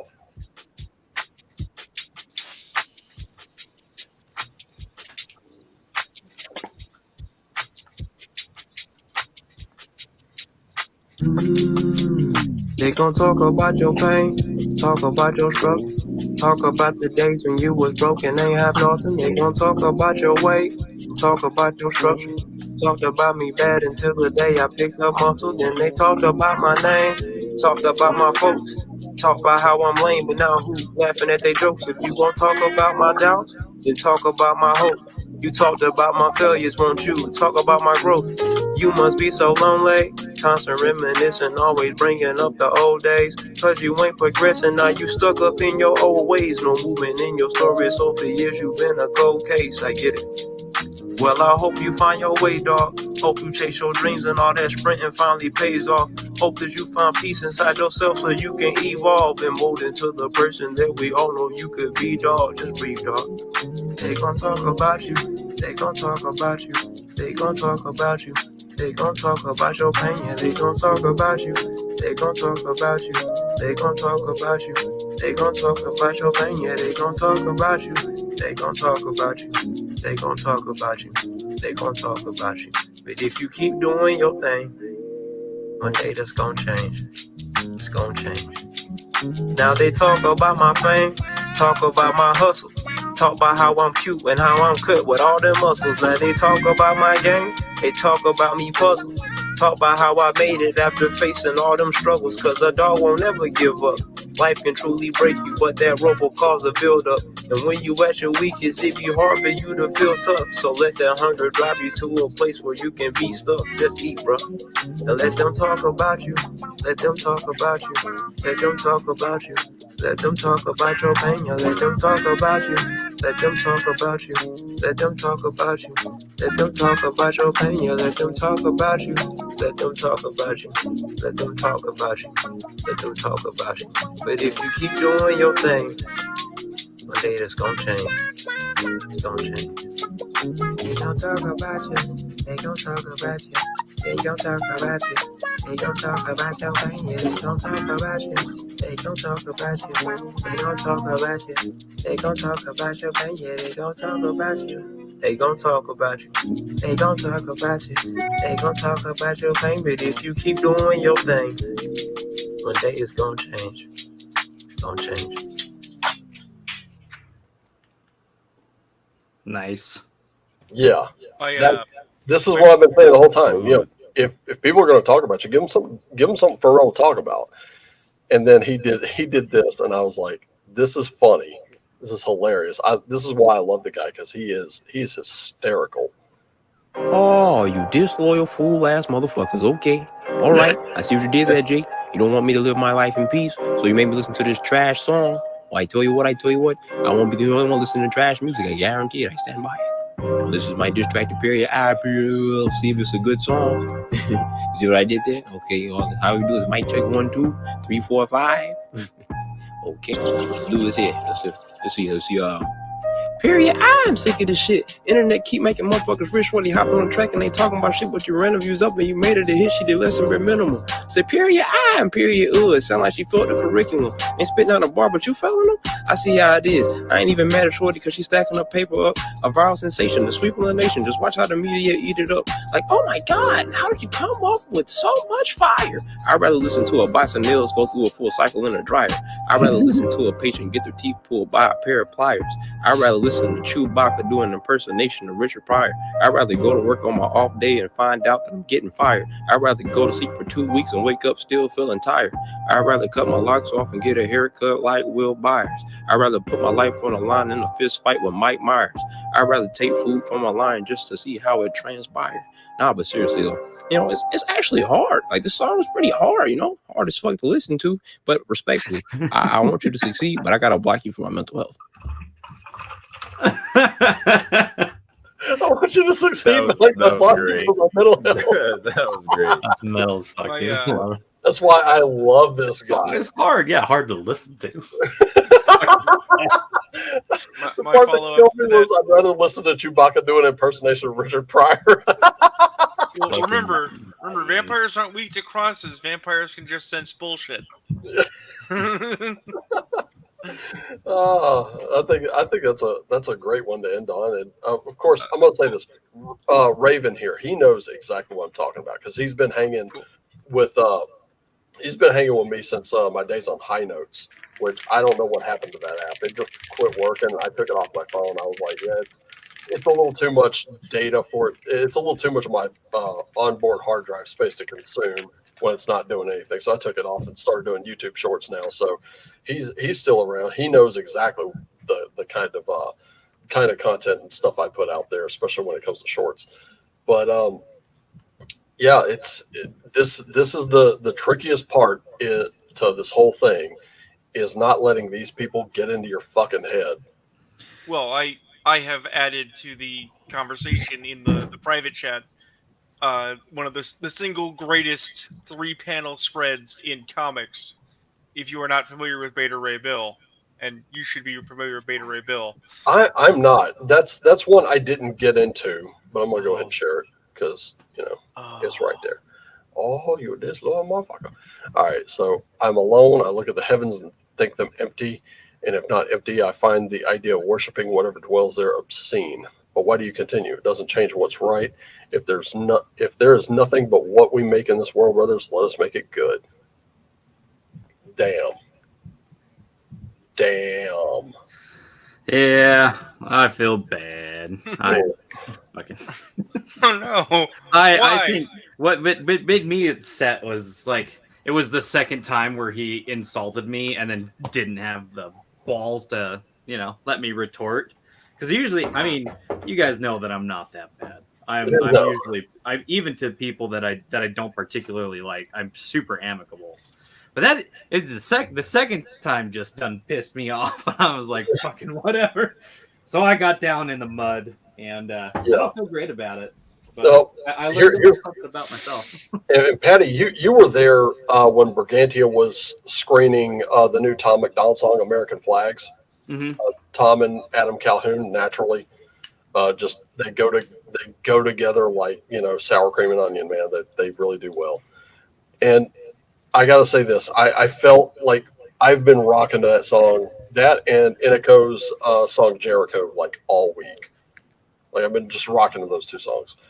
And the thing that I felt a little bit ashamed when I was watching it with Brigantia that day because I was like, it occurred to me we should all be ashamed of ourselves because when it comes to that level of we this is what we love. It's taking a guy who's originally from Canada and a convicted felon to sound that rallying cry. I don't know if it's totally fair because I mean Jason Aldean did a version of that, but on the smaller government scale, like I was telling you about how much more important your local government is than the federal government will ever be. Because I mean, if California showed us anything, it's that the federal government won't mess with your laws so long as you got a sheriff at the ball sack to the moose nuts, as Dan Bunge, says to back up his county. Those grapefruits. So shout out to Vince McMahon for that quote. Pay more attention to your local governments. Don't let a mayor run romp with your town and then take your city's budget to upgrade and renovate the town hall and then not give you an itemized receipt.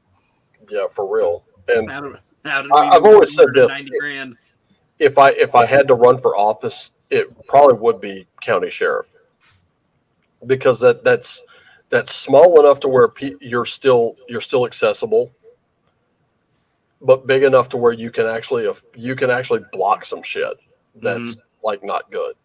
Yeah, that's nobody has more power in their own district than the sheriff of the county. True, very true.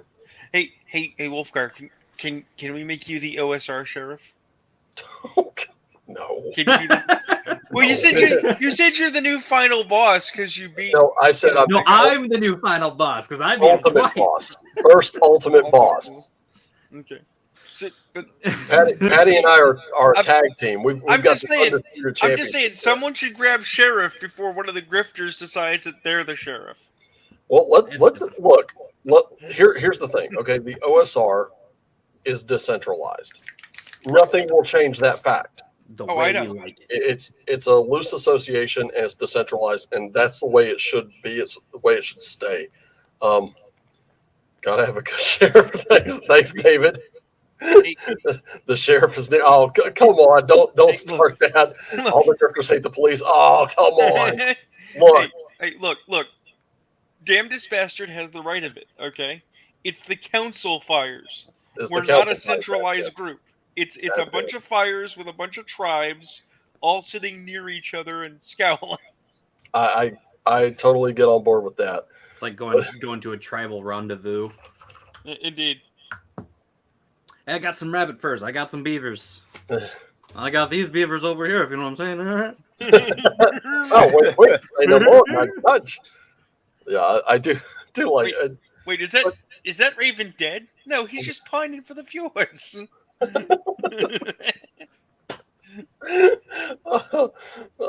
like this. I like mocking a bunch of stuff of other tribes, and that's what we've kind of been doing a little bit on the show.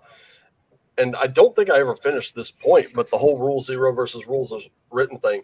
What I've noticed lately is, and I'm going to say this, as much as I'm saying like fuck that other dude that we were talking about earlier, I'm also saying fuck the whole bro SR thing. I do not care for it, especially when only Christians can play AD&D. I was like, that's silly.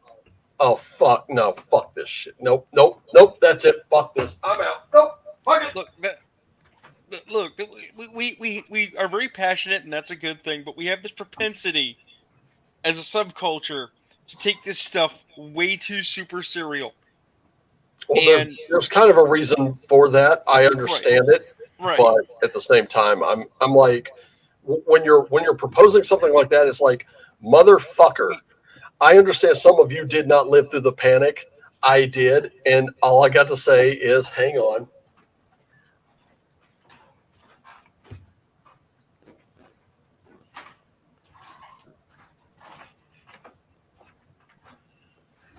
I ain't fucking running this time. You know why? Because I can't fucking run. Well, I 'cause got And I guess got you what? beat. Hold on, I got you. oh boy, here we What? go. We're getting out the weapons. Do this shit. Oh boy, what's he got? What's he? Oh, What it's the actual pointy stuff. son of a bitch? Oh wow. Yep, saber. Nice. So Here's the thing though. The reason that this is more offensive than any previous incarnation of this, right? As you guys may or may not know, feminist frequency is shutting down. And we all go, yay, right? Mm-mm. And somebody said to me, or somebody said to Grim Jim, how did this person ever get here? Like, why did we ever care, right? Yeah. And I said that Anita cleverly disguised herself by wearing a sweater and talking about video games, right? Because had she appeared before us as a stiff shirt or a ultra conservative person, we would have justly ignored her, right? You know, because we remember that with the PMRC and Tipper Gore and, you know, people wearing their Sunday best to talk about how your music is Satan. You know, we were there. We remember that. Mm-hmm. When the extremists on one end are telling you that you're doing your D&D wrong, and we all look at them and go, well, eat a dick. We're okay with that because that's gamers versus non-gamers. Full stop. Right? The offensiveness now is, for whatever reason, a small group of gamers have decided that it's actually okay to do a satanic panic as long as we're doing it. And it's Yep. like, no, it's not okay for anyone to do it. You can't take away the games from anyone. You don't own them. They're not yours. Yeah. You own what's in your library. That's it. Right. And when I started seeing that creep into, like, okay, I get the rules as written argument. I do. And largely, I kind of agree. I agree with what John said. You should at least know the rules that you're going to bend or break or do away with or modify or whatever. I can agree with that. But this complete anti-rule zero stance, it's like Well, there's no way that those two things go together. well, there In my itself is opinion. part of the insanity, right? Mhm. The only way to play a game is to play it at rules as written, for that is the right, proper, and Christian way. It's like, wait a minute. I was alive in the 80s.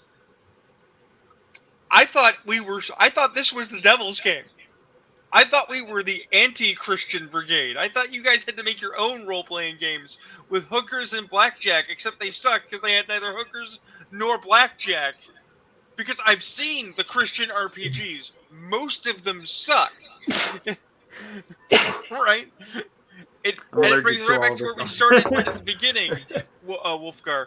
We were talking about metal, and I said, no, everybody's in metal. We all know it's great. But I said, we do give the white metal guys a hard time, and they deserve it. Right? It's the exact same thing. Here we are. We've all got our Vikings and our dragons and our dungeons and our orcs and our titties and our Howard and our violence and our Hyperborea and our wretched verse and all this. And over here in the corner are some guys going, but Jesus has RPGs too, guys. It's like, sure you do. Did anyone consult fucking Geraldo Rivera and clarify that to him? No, because they opened up the vault of Rule Zero and found it was empty. Exactly.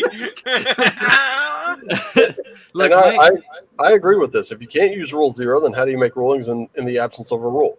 This is why I've said this dozens of times. I think if you're going to get started in D&D, start with the basic rules or start with the OD&D or one of its clones and teach yourself how to adjudicate a rules light framework first. Then move up into like the BX stuff, move into BECME, move into AD&D, move into AD&D second edition. That's where I started. And I'm going to tell you right now, we had to do a lot of rulings because none of us understood this was like the crunchiest version of the fucking game. Where did we come from? We came from combining GURPS with Hero Quest to make up our own adventures. That's how it happened. That's how we learned. And now we have a multitude of means of learning rule sets. And one of the best ways to do it is solo game. Solo game at least a little, and you will you'll see the same thing. And of course, David saying I mostly started with second edition. And you know what, David, I'm going to say this: reading through Dungeons and Delvers, I can tell where the influences are, and I have absolutely no problem with them. I just None. feel I need to say that the important clarification, and it annoys me that we have to make this clarification, because grifters have made it necessary, that just because we believe that Rule Zero is a tool, and just because we don't believe in Raw as an absolute, does not mean that we endorse the people that are saying Rule Zero everything. They are also not correct. We are not endorsing any specific individual or position that asserts that you have to play their way. Those people can get fucked too. I'm going to say this: there is one person. I'm going to show you Rule Zero done right and Rule Zero done wrong. And I'm Okay. just going to mention two people. Okay. Rule Zero done absolutely right. Venger. Okay. Yep. Venger Satanist. Rule Zero done absolutely right. If you get his chalk books, most of it is lore, stat blocks, and all kinds of other stuff. There is so little in the way of rules. If you want to know what the rules of the game are, go get Crimson Dragon Slayer D20. It's free. Well, remember, Raven, There you go. according to that blacklist, it's Venger Satanist with a T. Fuck them too. Which I find fucking hilarious. Mock and then ignore the grifters. Yeah, true. I agree. But Venger Satanist. Yeah. okay, now so Manny's not gonna. I don't think you know this guy. I don't even know if I think I might have like shown you some of Venger's work, but this other guy you're not gonna know him because quite frankly he hasn't done much of anything other than be a YouTuber. Here's Rule Zero done wrong. Scott Garibay. I'm just going to come out and say this guy has made shit up that does not exist in the books. I have confronted him with it, and we're talking 5th edition. He said he made the claim that character death was absolutely forbidden in 5th edition. I proved that was bullshit, and he has yet to answer for it. One of his it seemed like at that time sometimes. It's one of those it's one of those conversation points that puts me at odds with my fellow gamers sometimes, is they'll be like, 5e is the hardest game to play with the most complicated rules because it tells you how to do everything, and I'm like, what book are you reading? This is pedestrianly easy. Can I introduce you to my friend 3.5 grapple rules? Yeah, really. Where it's really difficult for the DM because the DM's guide is a mess. I can tell you it's not very well organized at all. Right. Number two, it becomes harder for the DM to come up with challenges for the player after, what was it, 5th or 6th level? I don't think that's true. I think that is a colloquial that has become very popular, but I don't think it's true. I don't think it actually works out at the table. Yeah, I know that we were trying to wrap it up, but like I said, there's a lot of people out there who make videos that say, well, you should try playing as Raw, and let me tell you how easy it is. And then people kick in the door like, how dare you read the rule book? You can't have that forbidden knowledge. Vile gatekeeper. There are going to be people out there that are going to say, you're playing the game wrong, and they're kind of like arguing the semantics of it, where it's just like, oh, well, I mean, if you're not playing Raw, then you're not playing the game. That's cool, and I don't get that. It's like, well, yeah, I'm playing this game, and I could see the reason why you would want to play like Raw and get used to that and make sure that you have DMs that have consistency, is because back when they used to do like dungeon delving tournaments where it would be the same player group. A player group being with one DM trying to make it through the Tomb of Horrors. Meanwhile, this group over here, it's like if these two DMs aren't, abdicating everything the way that they've agreed on, then that creates some inconsistencies. Plus, when you rule 0 a bunch of stuff, then you get talks at the water cooler where it's like, oh yeah, my character did this thing in this adventure, and it's like, wait a second, hold on, that wasn't in my adventure. Well, Not that matters because everyone's mileage varies. And then, if I could one second round it up, raw for war games for obvious reasons. I'm gonna use an example here that I hate to put a fine point on this and then shut up so we can get out of here. There are people that are like, you need to put spices on your food, right? And they will throw they'll throw the entire spice cabinet at the food, right? And then there are people that are like, no, you follow the recipe, follow the instructions, right? And in between, there are crazy people that are doing things like, I'm going to wash my chicken with bleach. Yeah. And it's 100% like, guaranteed to kill the brain cells you don't want. Right? The thing is that I learned how to cook from a recipe book, okay? And my mom had some cooking skills I don't have. I've never mastered them. My mom could measure out a tablespoon of material in her hand, right? My mom could make substitutions, and I know how to make some substitutions. When I make pancakes, for instance, I actually use a waffle recipe, and I generally use oil in lieu of butter in the mix, right? And I know how to make pancakes for 3 people. I know how to multiply the pancake mix.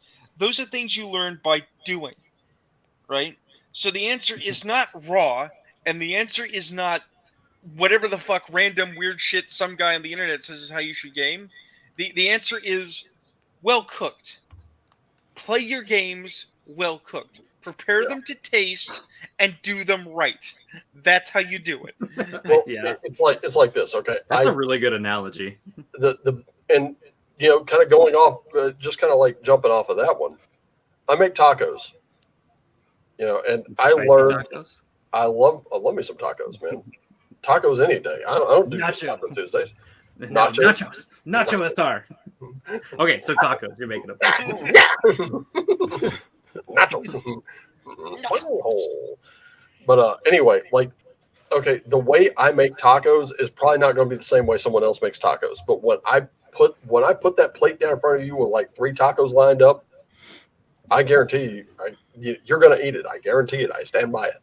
Is this Men's Warehouse but for tacos? It's gonna, and depending on how you want that thing put together, your tacos are probably not gonna be the same from mine.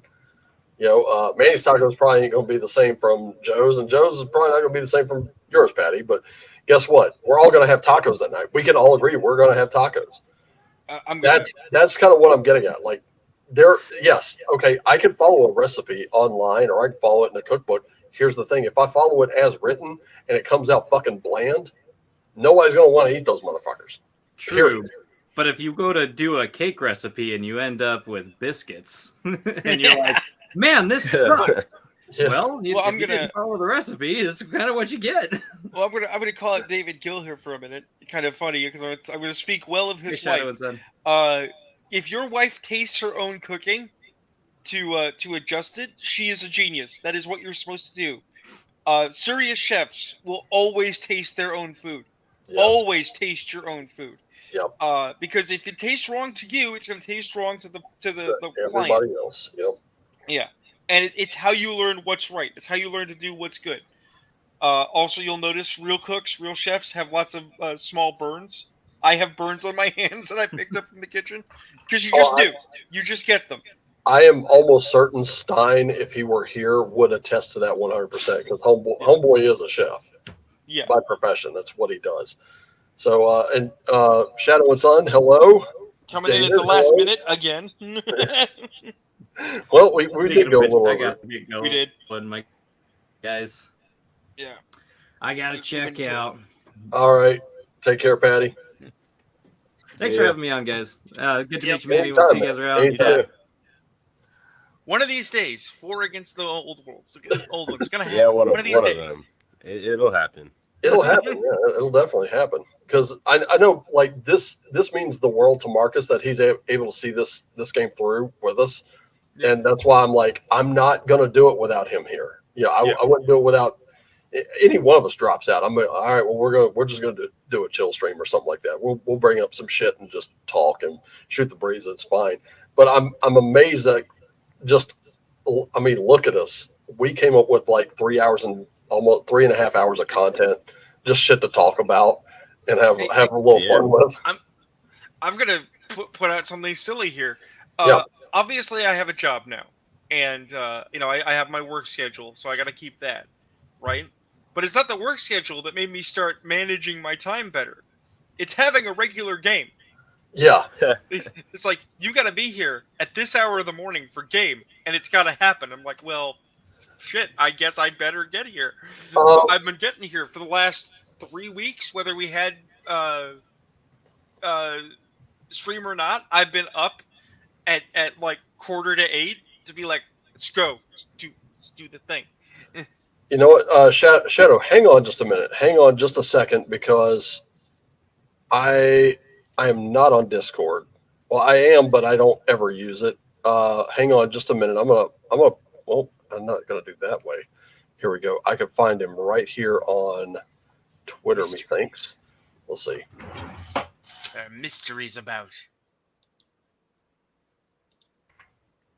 Here we go. And what happened? That was not what I wanted. Keep here. What the man? You just had it right there. Don't play with me. No, y'all did. Nope. Shit. Give me your Twitter real quick, and I'll throw you an invite, and you can just kind of share that news with us. And David's like, "Damn, now I got to go back and watch it from the start." It's true. We kind of hit some low numbers for a little while, but we're climbing back. But I definitely want to get that news. I'm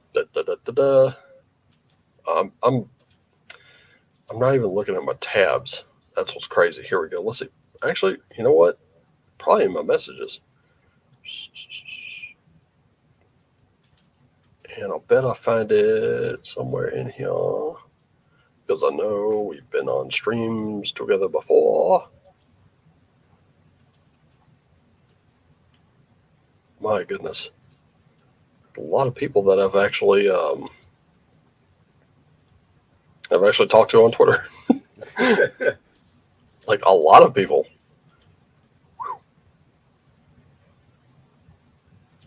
And JC is still trying to get like a Dark Sun second edition game together, and I'm like, yeah, I'm all about it. I've got to figure out, like, I got to go back and make a character because I completely forgot about that. I should not have looked at Twitter. Now I am depressed and annoyed. Oh God, no. Let's see. People are talking about that evil water thing, right? I think this is it. And somebody pointed out how to fix the problem by having it refer to the prince, so that they're frost giants of the evil prince of water. And it's like, okay, yeah, that works. And somebody's like, but that opens plot holes in the lore. And I'm like, what plot holes? What lore? It's D&D, you mental giant. See, I got home. David said I got home like maybe 45 minutes ago, so of course I missed most of it. But Shadow, I think I got you on Twitter at Shadow and Sun 1. Yep, that's the one. That's definitely the one. So I got you over on Twitter. Just check your DMs. You got an invite link there. Let's see. You said evil water thing, so like the white supremacy. Sounds about I right. mean, this is not an inducement for white supremacists to now attack people with super soakers full of cat pee. No. As funny as it would be to see them get their asses kicked for spraying people with super soakers full of cat pee, I'm not encouraging that at all. I'm not inducing it. Excellent. He'll check. Okay, cool. So once he pops up, we'll pop him in here. I don't know. Like ever since Discord entered its censorship holding pattern, I was like, yeah, I'm out. I'll straight up go to Gilded. It's functionally the same, and that's, maybe they're not the paragons of virtue here. Maybe they're not the paragons of free speech, but it's been all right so far. It's actually funny. I have a friend who wants to come onto the Gilded, and he has the program, but I'm like, I'm not sure I can invite you. And he's like, what do you mean? I'm like, it's not my server. I don't think I have the right. I don't think it's my privilege. I should probably check in with somebody to be like, do you mind if somebody else comes in? Well, I've shared the link. I mean, the link's out there. I don't know. I just feel that I'm more of a guest on the Gilded than a person with discriminatory decision-making power. It's like here, I think of myself as a guest here, even though I've been here long enough that I'm sure there are people who think I'm your co-host. It's like, I'm not a co-host, I'm a guest. I'm a person Wolfgar puts up with. I do have a Gilded server. It doesn't have many people in it. We're not really doing much. I set it up mostly as just like gaming tables, but I'm on the Basic Expert Gilded server, and we tend to, like, all the games that we tend to do there tend to use that one. So one of these days. One of these days, yeah. And I set it up as, I think, the Asylum Theater. At least let me look. Yep, the Asylum Theater has like 8 members, and it's just there. And the reason I called it that was because we're using RPGs to kind of get away from shit for a while. So, something else that can be done. But we're kind of waiting on Shadow to kind of drop in here. And has news. Some kind of news. Breaking news. He's got dispatches from the front.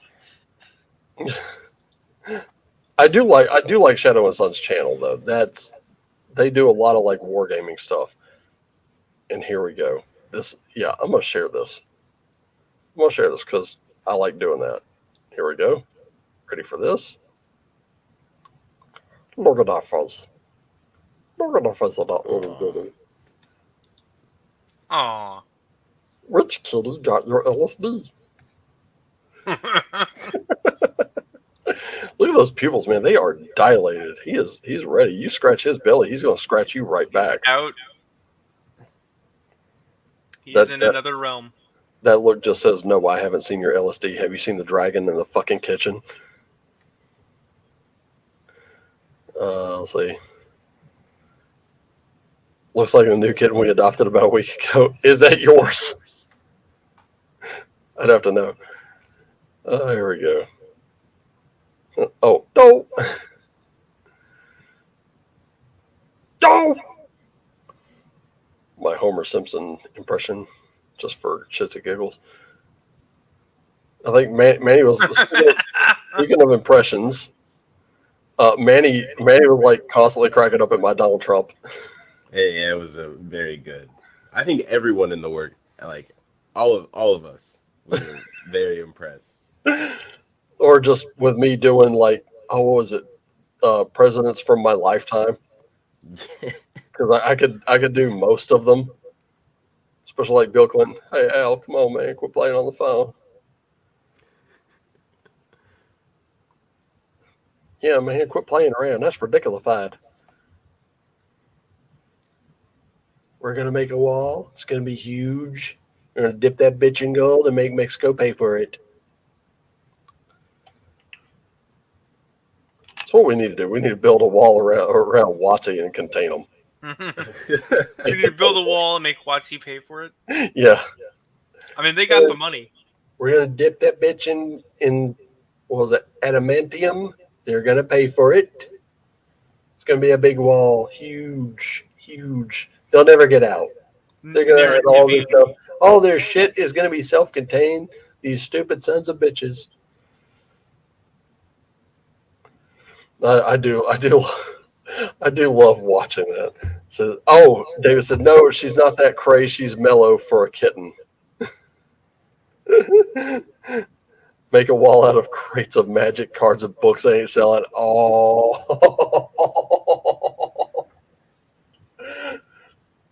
And I think I saw this. I don't know for sure. But apparently Journeys Through the Radiant Citadel got an award. Got a silver Ennie. Oh, why? For And what? people are talking about how the Ennies are masturbatory garbage, and it's like, well, yeah, most major awards are. Yeah, They eventually lose all meaning. they've definitely lost meaning. Especially, I still remember Miguel and Sylvia getting an award for I think it was at one of the biggest shows in Lisbon, and they got an award for their wretched verse, and then they got a call saying, we messed up. Can you send it back?" They're like, "Fuck no." I was like, "Yeah, No, it's ours now. Thank you. It was so funny. Like, Here you go, Wolfgar. I mentioned this earlier. Something delightful while we wait for Shadow and Sun to slither in. Good. All right, yeah, I gotta share this. Oh, Yeah. Gotta. I don't generally send things that are objectionable. But we're talking about adorable kittens. These are some extremely adorable kittens. Okay, so anyway, the news was from Shadow. He said, "I started doing a show with the incomparable Raven McMinn on 12 radio, and it's a paranormal show, and I thought you might be interested in it. We talk about all things supernatural and paranormal in the real world. You appear to be into those kinds of things, so I obviously thought of you. Well, thank you. That's really cool. And yeah, I'm definitely into that because I've encountered way more than I was really comfortable with encountering. But here we go. Let's go back to the beginning on this one. Kitty. Oh, come play with me, kitty.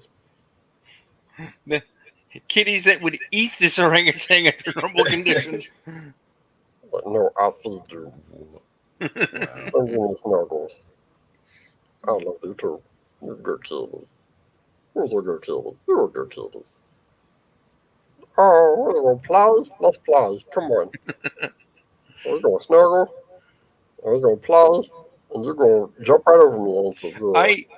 I am amused that the longer this goes on, the more and more you sound like Meatwad.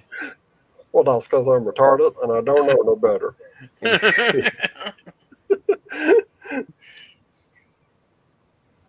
Yeah, you could totally join. It's fine.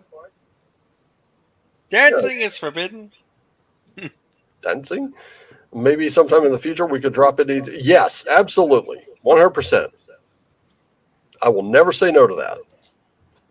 I'll never say no to anybody dropping in on this place, man, because I have a lot of fun when there's more people here. It's so much more fun for me. I mean, it causes us to go grievously over time. Yeah, that's true. And I do have to get going soon, but yeah, I think now's a good time to kind of cap this off. And yeah, you know what? At this time, I actually do have the outro, so there's no more of this just black screen for me. So I think any final thoughts, Manny? Again, lovely to be here. I'm glad to talk for 3.5 hours. Yeah, that's about it. All right. Any final ones, Joe? I mean, we've already said it more than once. If there's nothing else but what we do in this world, make it good and do what you love. That's it. Yep. And as for me, I'm just going to close it out with my normal. Thank you all for tuning in. Thank you for your likes, your comments, your subscribes, your shares, all of it. Doesn't matter what platform you're watching it on, whether it's Twitter or YouTube or BitChute, CloudHub, Rumble. Doesn't matter. Thank you. Thank you for being here. Thank you for supporting. It's really an honor. It really is. And I don't think I get to say that enough. So just remember, love you all. Take care of yourselves and each other. Always play what lights you up. And as always, play on.